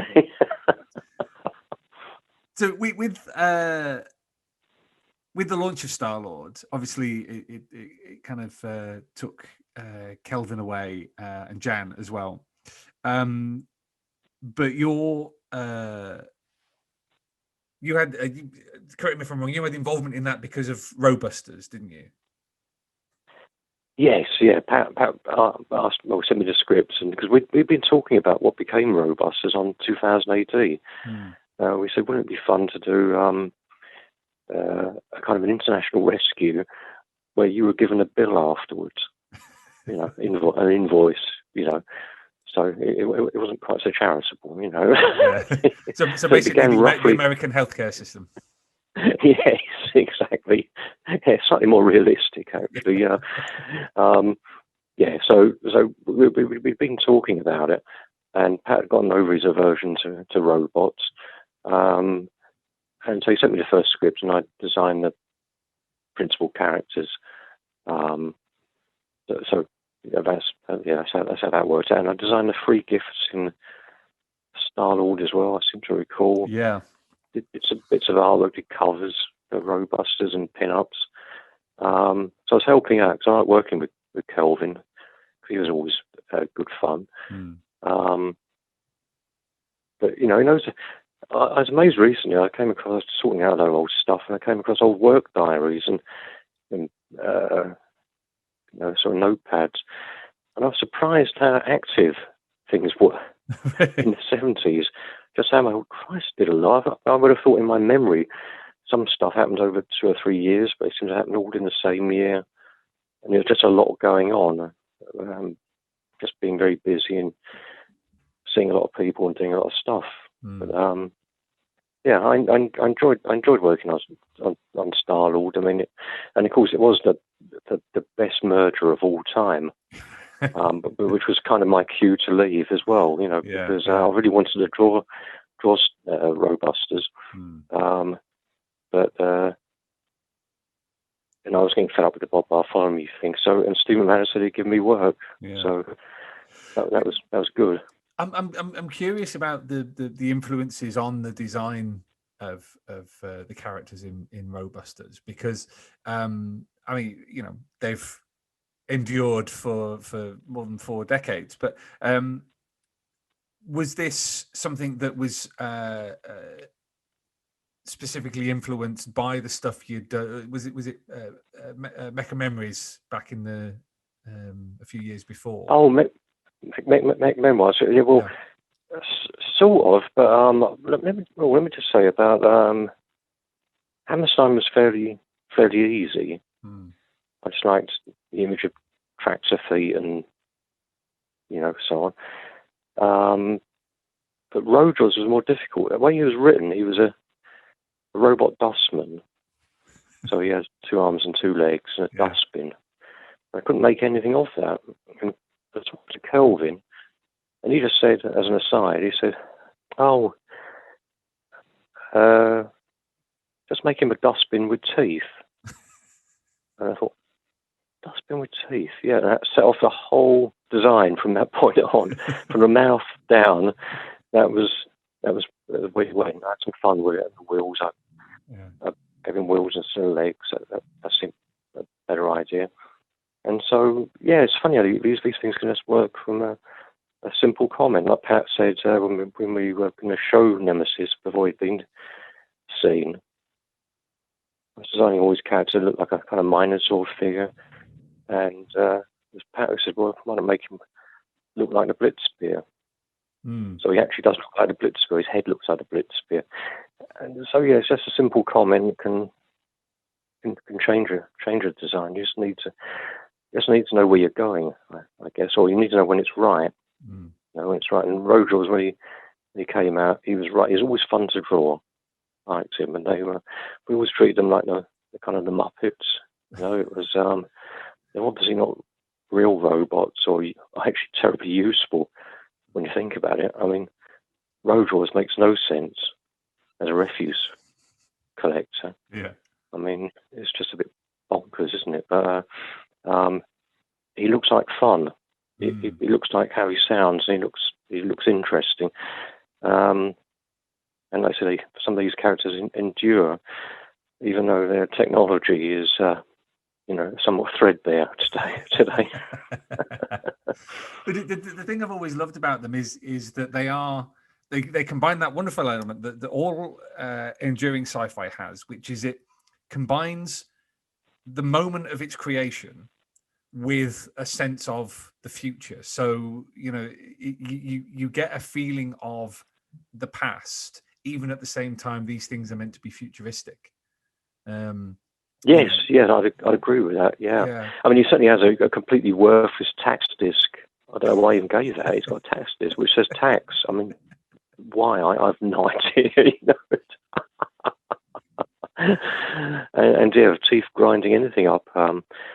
Not terribly kind of almost 19th century, really. But it's just a way. It's to get an idea across, really, in a really, really simple, direct way. But I always like the way that they had this kind of weird relationship. I like the image of Rojo and Hammerstein getting married. Or the Mick drawn episode where they were playing swapsies with their heads. I was sorry to see him go. I always liked them much better than the ABC Warriors, to be honest. It's more my kind of thing, I guess. It's more appealing to me. Let's move on to talking about Nemesis, because one of the things that I love about the origin of Nemesis is not just the elements within it, but that it is a reaction against something. You know, this symbol of freedom fighting, of resistance. It came out of I think it was Bob Bartholomew really hated an episode of the Robusters that took place with the tube chase, which I think is a wonderful kind of metaphor for the whole strip. But tell us a little bit about the process by which you and Pat came to do Terror Tube, for example. Right. Well, Terror Tube is a spin-off from Bob Bartholomew wanting to put a blue pencil through and completely redrawn the tube chase from Robusters. But it wasn't time. It was late, as all my stuff always was then, and it had to go. It had to go as it was. But we were so incensed by that. We thought there was a good idea here with a tube system. And the way the bits and pieces fitted together were, I wanted to do something called comic rock, which I never entirely understood, but the Jam had Going Underground playing at the time. So we said based on the Jam's Going Underground, which actually it wasn't. Well, self-evidently wasn't. So there was that going on, and when I drew it was basically Alien is a good guy, and the Earth people are evil. And the easiest way I could see to fight that was to give the Earth people Ku Klux Klan or Spanish Inquisition style costumes. I thought that's instant. You look at that, and there's no way that anyone dressed as a member of the KKK or the Spanish Inquisition is actually going to be a nice person. Yeah.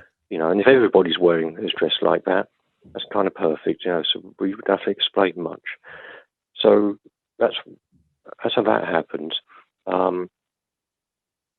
And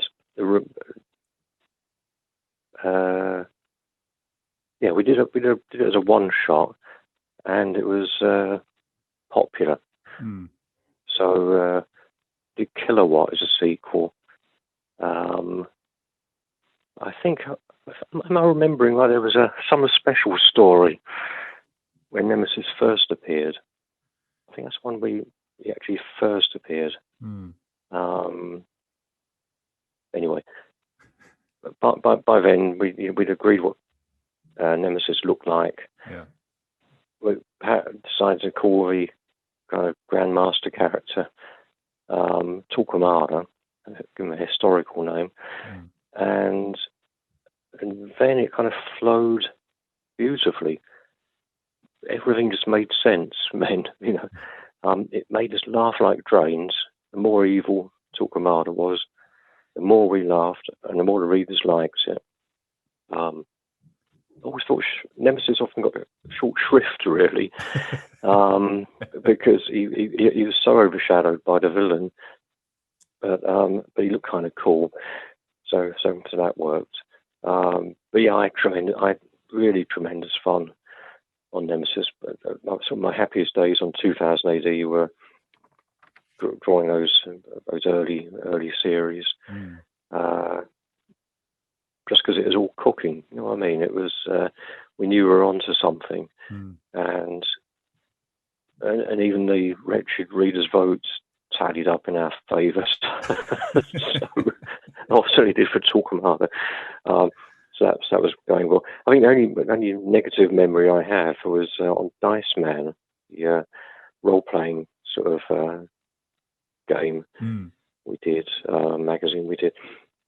The next memory of Nemesis was I agreed to do that. I think I art edited it as well. But I had to work to finish it on time. It had to go to the printers on a certain day, in 3 days' time. So the only way I could do it was I stayed up 3 days. I had 72 hours working on it. And as you know, if you lose a night's sleep, you feel kind of wonky. 2 nights' sleep, that's not good. But 3 nights, you're hallucinating. So I can remember hallucinating down Stamford Street to Kingsreach Tower, weaving in and out of moving traffic, carrying the artwork under my arm, delivering it just in time for it to be collected. Hmm. And going home, and I couldn't sleep. I was so tired, I just couldn't. I sort of sat there and lay there. And I thought, never, ever again. I will never stay up 72 hours again. This is not drug-fueled. This is not any excitement. This is just madness.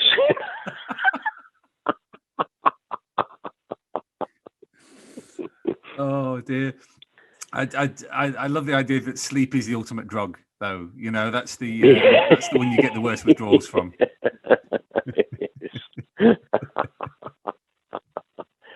It's odd drawing a strip like Nemesis, because I just have the muscle memory of drawing all those characters from all those years ago. It just comes like Blitzbeer and all, and they just come back. You know, it's just if something is fun, that's what happens. You know?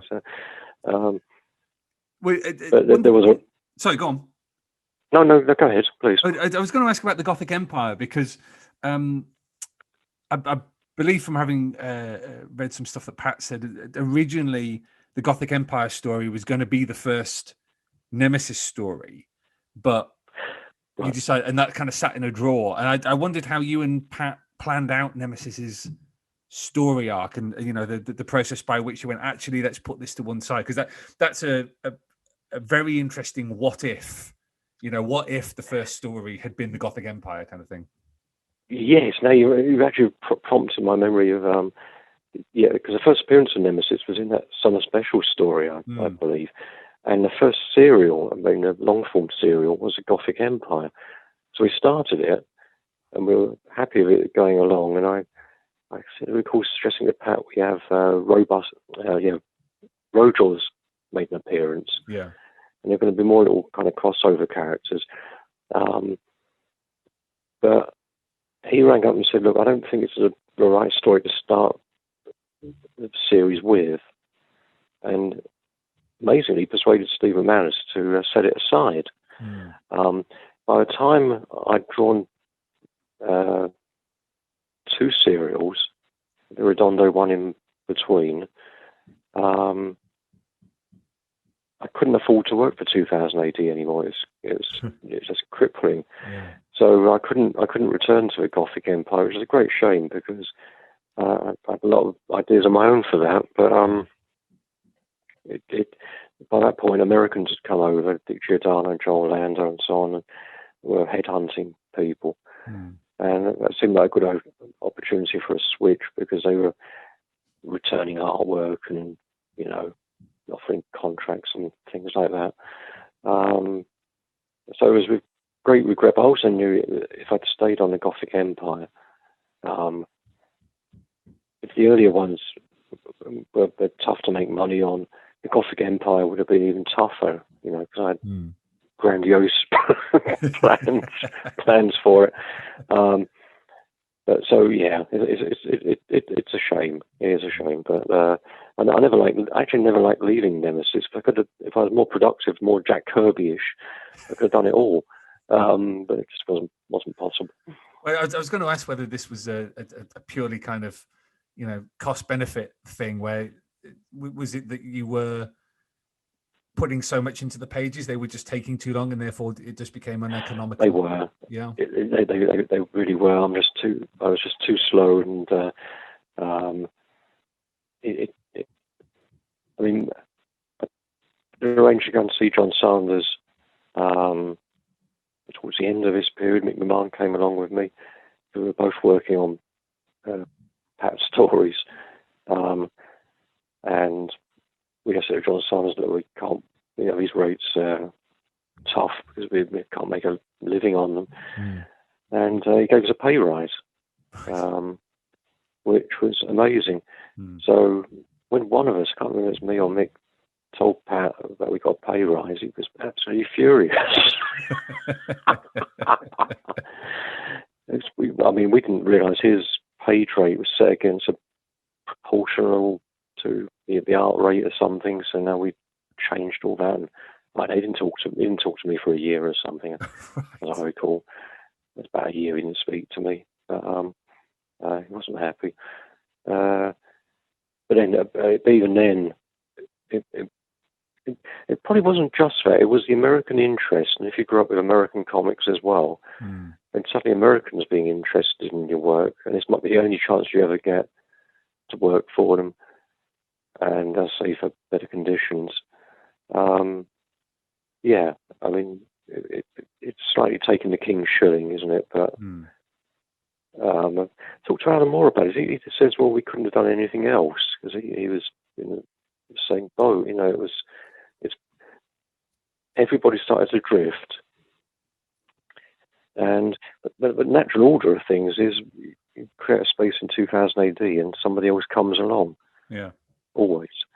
So, you know, if we all just very old men still working on 2000 AD, you know, you'd have awful lot of people who have just gone direct to America, I guess. You know, so, a lot of old men working on 2000 AD. Well, one thing I did want to ask about, I want to come back to talking about Nemesis again in a minute. But when you were still art editor, when Kelvin was away working on Star-Lord and then Tornado, it was you, Roy Preston and Nick Landau effectively running 2000 AD. Yeah, and Colin Wyatt as well. Colin Wyatt, of course. Staff, And I just get from the accounts that I've read of this period, it does feel a little bit like, while the cat's away, the mice are going to really turn up the dial on everything. Yeah. Was there a sense of, fantastic, we can do what we want? Totally. Absolutely, totally. If Kelvin I think Kelvin was advised not to do. Kelvin was told by Pat that the first thing they will offer you when I'm gone is a kind of another publication, probably a knockoff, you know, which is exactly what happened. To the best of my knowledge, Star-Lord was a kind of knockoff 2000 AD, only it wasn't. You know, it certainly had its own kind of style. But being made art editor in that period, and suddenly, the real editor was away. You know, he was away doing Star-Lord, and when we were sort of all temping around the editor spot, really, that was huge fun. And the credit cards came in then, which Kelvin approved, because he was still coming into the office, still keeping his eye on things. Yeah. He's very good, you know. He just says, "Yeah, fine," you know. It's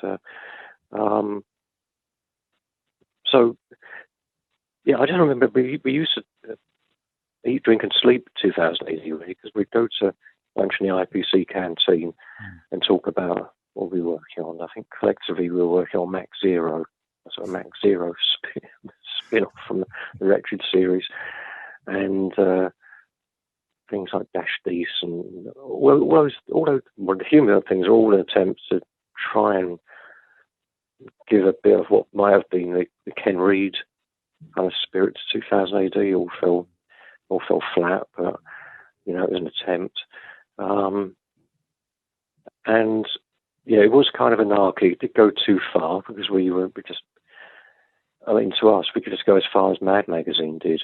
Yeah. Well, obviously we couldn't, you know, because the Jolly Green Giant didn't like it, you know, and we had the Michelin Man. I mean, all those things, which I think were satire or fair use, seem to not be for some reason, you know. And Mick McMahon, to his credit, refused to draw the apology strip that ran for the Jolly Green Giant. I think Brett Ewins drew that. Yeah. Mick wouldn't touch it. But yeah, it was.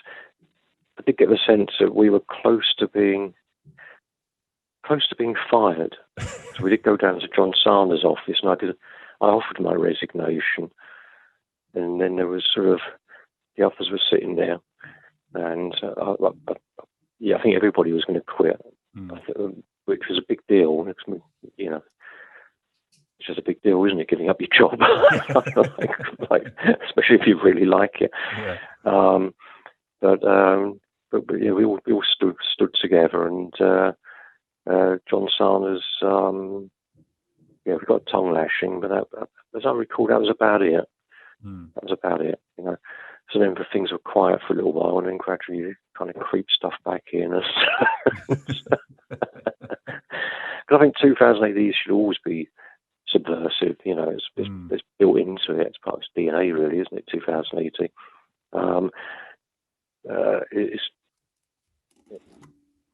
It's just, and it was useful having a kind of an Aunt Sally in those days, which was management. Yeah. They were the kind of the great other, what a management thinker is. Occasionally you got compliments. Yeah. I did do a cover for Ant Wars, which was like a sort of Daily Mirror cover, and nobody had approved it. Just got sent off. But somebody from the IPC board commented they liked it, so that got passed down with a kind of firm. You should really put this in front of us first, before we hear it from the board, But, yeah. I don't know. It was a funny old time. I enjoyed it immensely. It was a good time to be doing that and being in your sort of 20s. It was fun. After it was the incident around Inferno that sort of I think brought you to the brink of all resigning. I read an interview with you where you said that this was the tail end of this period was when you lost heart a little bit with what you were doing. I just wanted to drill down into that a little bit because the sense of energy that you clearly had for this publication, that's ultimately that's not going to go on forever. Were you conscious of that at the time that you were thinking this has to come to an end at some point? Yeah. I think you're absolutely right. It was it couldn't maintain itself. Plus I wanted to have my own career. It's whereas this was more on stuff was more like looking after a baby. You have to care about all the different elements of looking after 2000 AD. And I was growing a bit weary of it, and it was in safe hands with Steve McManus, so that was a good time. Like I said, it was a good time to leave because the merger with Star-Lord was happening as well, which kind of released Robusters from Star-Lord. And Steve said he'd give me work, so it all worked out then. So that's really another phase of 2000 AD. Because that brings me back around to want to talk about Nemesis, because your style as it had evolved by that point. You look at stories like the Secret Life of the Blitz Spear and some of those big double page spreads that you were doing. The amount of work involved in that was clearly intensive. Where did this spring from? What is the essence of your art? Can you trace it back to one thing, or is it a distillation of all the influences that we've talked about? Probably a distillation. The spreads and stuff like that. I was a big fan as a kid of Paddy Brennan's work and for DC Thompson. And in the annuals, Beano and Dandy annuals, he would have more space. So you'd often get double-page spreads. And they were superb. They were really, really stunning. So I always liked that way. I always kind of dreamed of having a centre spread in 2000 AD just because it seemed so many possibilities to it. So it kind of comes from that. And I think because I always drew kind of weird stuff, it was just weird angular sort of stuff, I felt very grateful that I was getting stories and characters that kind of suited me. I'd have been hopeless on Mac 1 or Invasion, back in those days. I couldn't have couldn't have drawn them at all, or Harlem Heroes, but something tailor-made, like a bespoke suit, Michael. It was, I think that was just right for me. Just like, is that kind of odd for Americans? They didn't really know what to do with me because anything I wanted to draw, they didn't publish anymore, like the Spectre or Metal Men or things like things like that. Because there's such a wonderful sense, even when you're doing stuff like Robusters and ABC Warriors and things like that, there's a wonderful sense of the Gothic, of that kind of European architecture distilled through a British eye, and I was your school in a Gothic building or something? Where because you seem to have the essence, the kind of the muscle and the bone of Gothic absolutely down pat. Yeah, well, I've always loved the kind of, I was going operatic. That actually it reminded me when I was a kid growing up. The local church had carved wooden stations of a cross all around the walls, and they were covered in cobwebs, but exquisitely carved, and obviously completely depressing. But they were kind of, they stayed with me, I guess. They kind of haunted me slightly because they were so depressing. But I was always attracted to when I was watching things on television as a kid. I mean, I saw Citizen Kane when I was a very small child, and when they occasionally showed fragments of silent pictures, expressionist stuff, I love more than anything else. So I guess it's just something I gravitate to.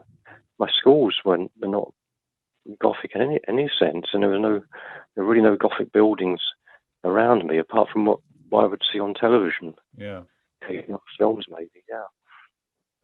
Because Pat, obviously, both in interviews and in his writing, talks a lot about the impact of his Catholic upbringing on how he views the world, how he views authority, and in Nemesis, obviously, there's a lot of stuff about distrust of authority and pushing back, but also even in Bonjour from Beyond the Stars, Captain Klep, Dash Decent, Robusters, all the way back to the beginnings of your career, there does seem to be that dislike of being told what to do.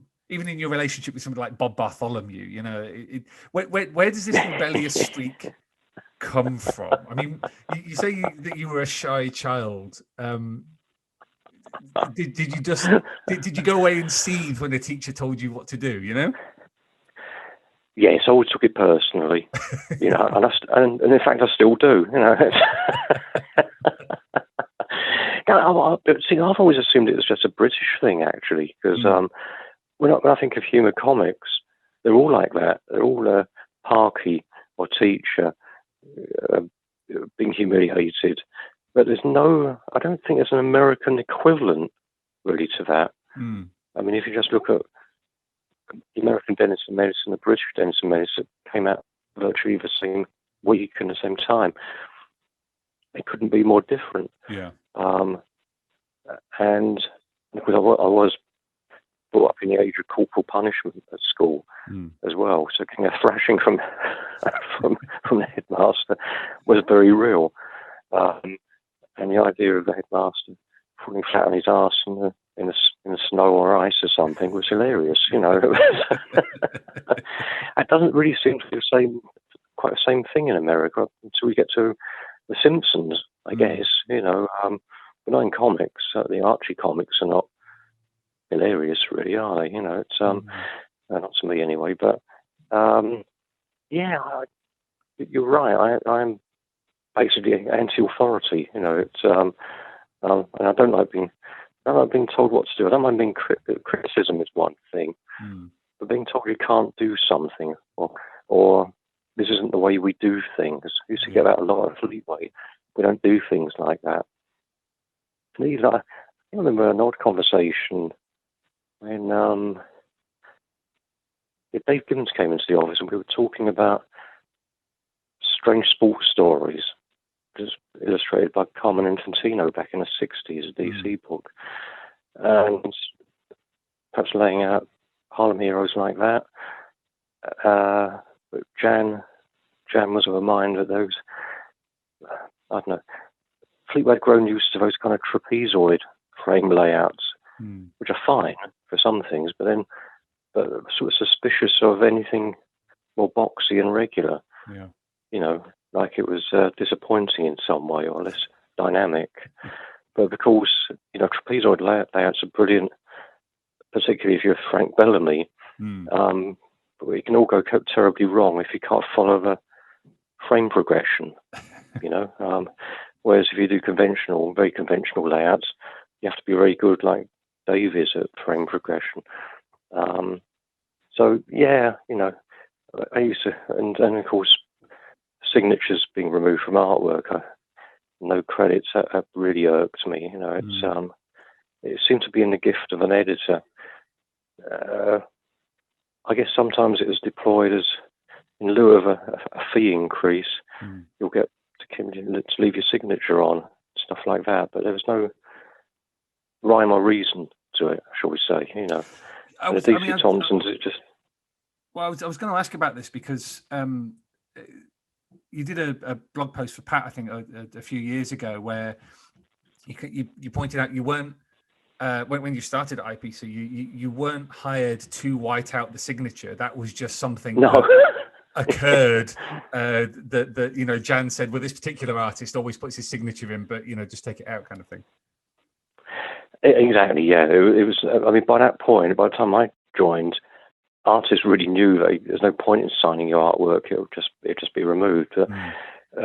Jesus Blasco on the steel claw would put his signature on each page, bury it in brickwork or hedges or whatever. It was just a kind of game really for Jan to spot it and have it removed. But I did ask why you know, I said, you know, Reg Wootton, who drew Sporty. I only know it's Reg Wootton drew Sporty because Reg Wootton drew Sporty had a credit, you know. he actually had a proper credit. And it was just, that was just then, or that was just for him, or and the same thing, to be honest, happened on 2000 AD when I first joined them. There was a credit for Bellardinelli in the centre spread. Yeah. But no credits for anybody else, and no writer credit or anything like that. And again, it was just part of a deal with Bellardinelli. And I wanted to do proper credits as well, include letterer, because lettering was hugely important to 2000 AD, and we paid more to letterers than other comics, which used to drive them nuts. So letterers started always the better letterers always gravitated to their 2000 AD work. Yeah, it's fair practice as well. And frankly, the argument against it, you know, artists are going to be poached and that. Well, people knew who the artists were anyway. They really did in the business. They knew who Frank Bellamy was in Lindsay's signature, you know, and they knew who everybody was. And giving an artwork back was the other odd one, because the argument against that was it'll be sold to artists, were sold to foreign companies to print. Now, I mean, that's really, really pretty insulting to artists, isn't it? You know, they're going to do a deal with some Banana Republic, you know, to print, I don't know, old Lion comic strips. I mean, it's never happened, and it never would have happened. It was really just an excuse. Yeah. Well, I mean, if you look at the operation that IPC was running with its syndication, you know, they already had those markets sewn up. You know, we did a deal recent. I think it was for the Steel Claw and Robot Archie, right? For reprints in Tamil, which were printed in like the 1970s or 1980s. So they were already making money from that. Yeah, absolutely. Yeah. The idea that a single artist could go and sell it on and make a fortune, it's like, it's not going to happen. Yeah, I know. I mean, there was a lot of nonsense, and but it was also the era where the Society of Strip Illustrators were, when it was first formed, I think the hope was it would become a really formidable body for change. And the first meeting was incredible, because you had Don Lawrence and Ron Embleton and people like that at the meeting, really powerful people, and they didn't go again. So they realised it was just going to be a talking shop. Yeah. It wasn't actually as progressive as people wanted. Actually, I think people wanted a union. They actually wanted that would have been the thing. But certainly management wouldn't have stood bad enough problems on their hands with the unions they already had. So they weren't going to go for that. But so had you joined? Were you in the NUJ? I was in SOGAT, right, which was a sort of minor art engraving sort of unions. So I belonged to that, and in fact, I had to go over to the printing works over in Blackfriars when I was working on probably one of Bob Painter's comics, and do a correction on artwork. I had to bring my paintbrush and my white paint, and I walked onto the floor, and it all felt sort of silent, It was all and I showed my SOGAT card, and it gave me a most uncomfortable corner to work into the correction, and then piss off, and it all started getting active again. It was very, very, very strange. The unions in those days were very. In fact, my first day at the Fleetway, they gave me a sort of little desk in the corner of the Buster offices, and the guy carried it in with a chair, dropped the chair down, came in with another bloke, put a desk there. They went off, and I looked down, and I moved the desk, a few inches, so it wasn't quite a diagonal. And the bloke walked back in, and he went, "Do you fucking touch that, son?" And I said, the whole office went quiet and started studying their scripts they were reading and stuff. And he said, "You're not in a fucking union, are you? You can't have that." And they're going a real bollocking, like straight out of school.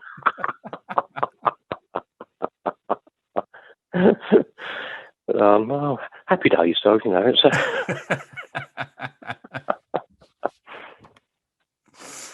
It's one thing I'm really interested in is with your style, is particularly on the Nemesis stuff. I presume that you were working with some kind of dip pen. Yes, yeah, right. I was. Yeah, all the League of Extraordinary Gentlemen was dip pen. All of Robusters, all but towards the end of a second series of Nemesis was dip pen. Started using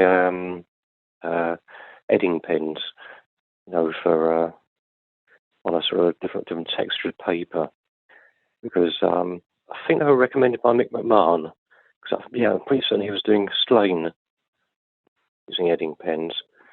So there's a bit of a change there, and I went back to dip pen. It's pretty much been dip pen my whole life, yeah. Because it particularly on something like Nemesis, it gave it such a quill-like quality. Yes. to the lines. Yeah, I mean, I just love them, and I love cross-hatching, hence trying to find out who Reg Bunn was when I was a kid. I mean, I was just sort of marvelled that anyone could have that amount of control over cross-hatching, and it gives sort of texture and a different flavour to the artwork, But there's always a pig doing the zipper-tone or the electrotone.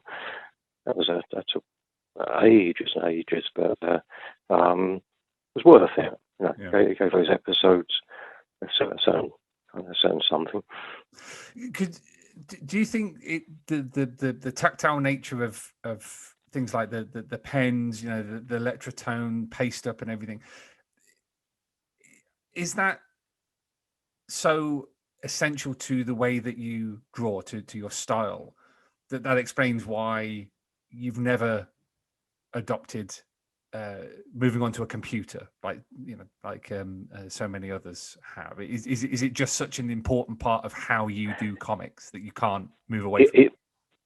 It is. It's so close to using a pencil, using a pen, a dip pen, that I can't picture any other way being preferable, to be honest. And I've had conversations with Brian Bolland about this, and I don't get the impression that things are any quicker using a computer because you have more choices. So, and John Bolton once told me he lost a whole week's work on a computer, and he still never understood why. Just something, a painting just vanished. So I hear stories like that. I don't need much convincing not to trouble myself, and I'm actually so ancient now. Nothing's going to change really, as long as they still make steel nibs. I'll be okay. Because what's really interesting, I recently saw a page of Metalzoic, which we'll talk about in a second. All right. And the thing that really struck me is just there's not a hint of pencil on that page. Beyond, oh right, yeah. Like I think the run over of a where you've put a panel, you've drawn a panel on the page. Is this just really good rubbing out, or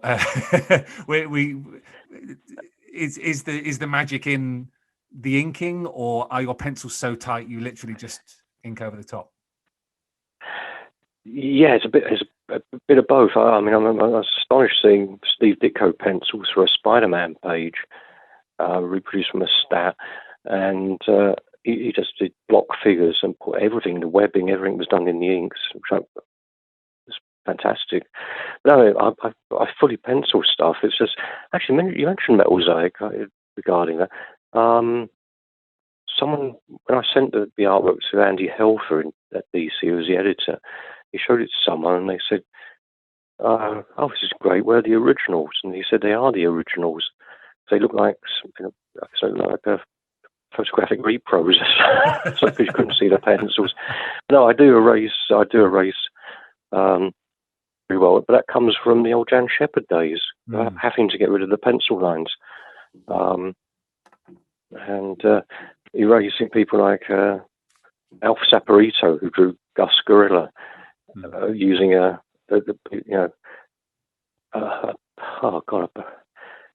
B pencil that was so black and so full of graphite, it got everywhere, and it took like an afternoon to get rid of the pencils from his page, and ink with a brush, so you had to be careful not to destroy the brush line completely. But no, I'm pretty good at doing artwork, so it's camera ready, I'd say. Well, let's talk about Metalzoic, because that I think is because it's not really been reprinted beyond the kind of 19. I don't think it's been reprinted beyond the 1980s, but that was fully intended as like a European style collection, wasn't it? It was. I mean, originally it quite possibly could have been a 2000 AD series way back in the day. But Pat's wife at the time told him it was too good to sell outright to IPC. So he held on to it, and then we were going to do it for a Look Alive, a publication that Kelvin Cosnell did after Star-Lord. But that stopped publishing just at the point where we got a contract. And then I had a contact at DC through Dick Giordano looking for graphic novel sort of format, European graphic novel format projects. And so I suggested it to Pat. We pitched this, and it changed slightly in the pitch, but otherwise essentially the same. But it just didn't sell. Apart from, oddly, Brazil, which I didn't know until I actually went to Brazil and found there was an inordinate interest in Metalzoic. Because it was like literally the only comic they'd seen for like, I don't know, a decade or something, for a lot of them growing up. And so they, it's a bit like Norman Wisdom being popular in an East European country as well. You can't really boast about it, but it's kind of nice anyway, It's no, I enjoyed it. I mean, I thought the colour, the way I had to do the colour was absolutely appalling, because the IPC at least had solved the blue line colouring system to a degree, so I knew basically how it worked. But the American version of it, oh man, it's just awful. It's awful. But it's never been reprinted. No, it's a sad thing. It's apart from 2000 AD reprinting it, where I redrew bits and sort of paginated it in serial form, and did some pretty decent covers for 2000 AD, I thought. It's just one of those lost books that periodically comes up in conversation. DC don't seem to want to let go of it.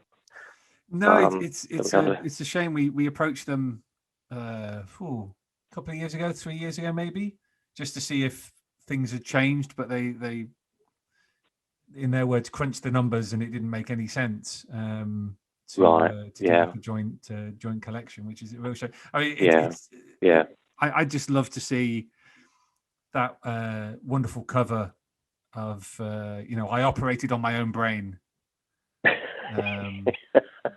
tied it up and in a collection. And I'd completely forgotten, of course, that I think, was it Colin Wyatt? He said the original paste up accidentally said, "I've operated on my own Brian." And, that's right. Yeah. Yes. They corrected it and then realised it was funnier the first way.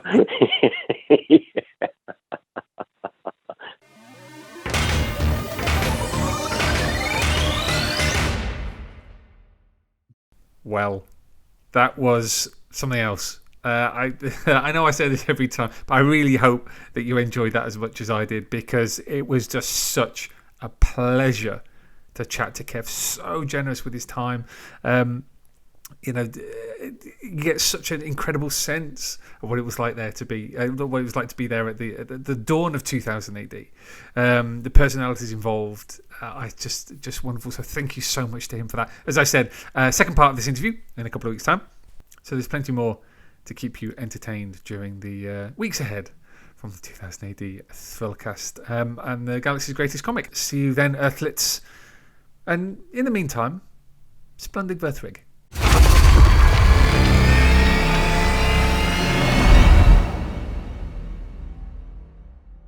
Alert! Alert! Alert! Fill power levels dangerously high. Alert! Alert! Read 2000 AD every week.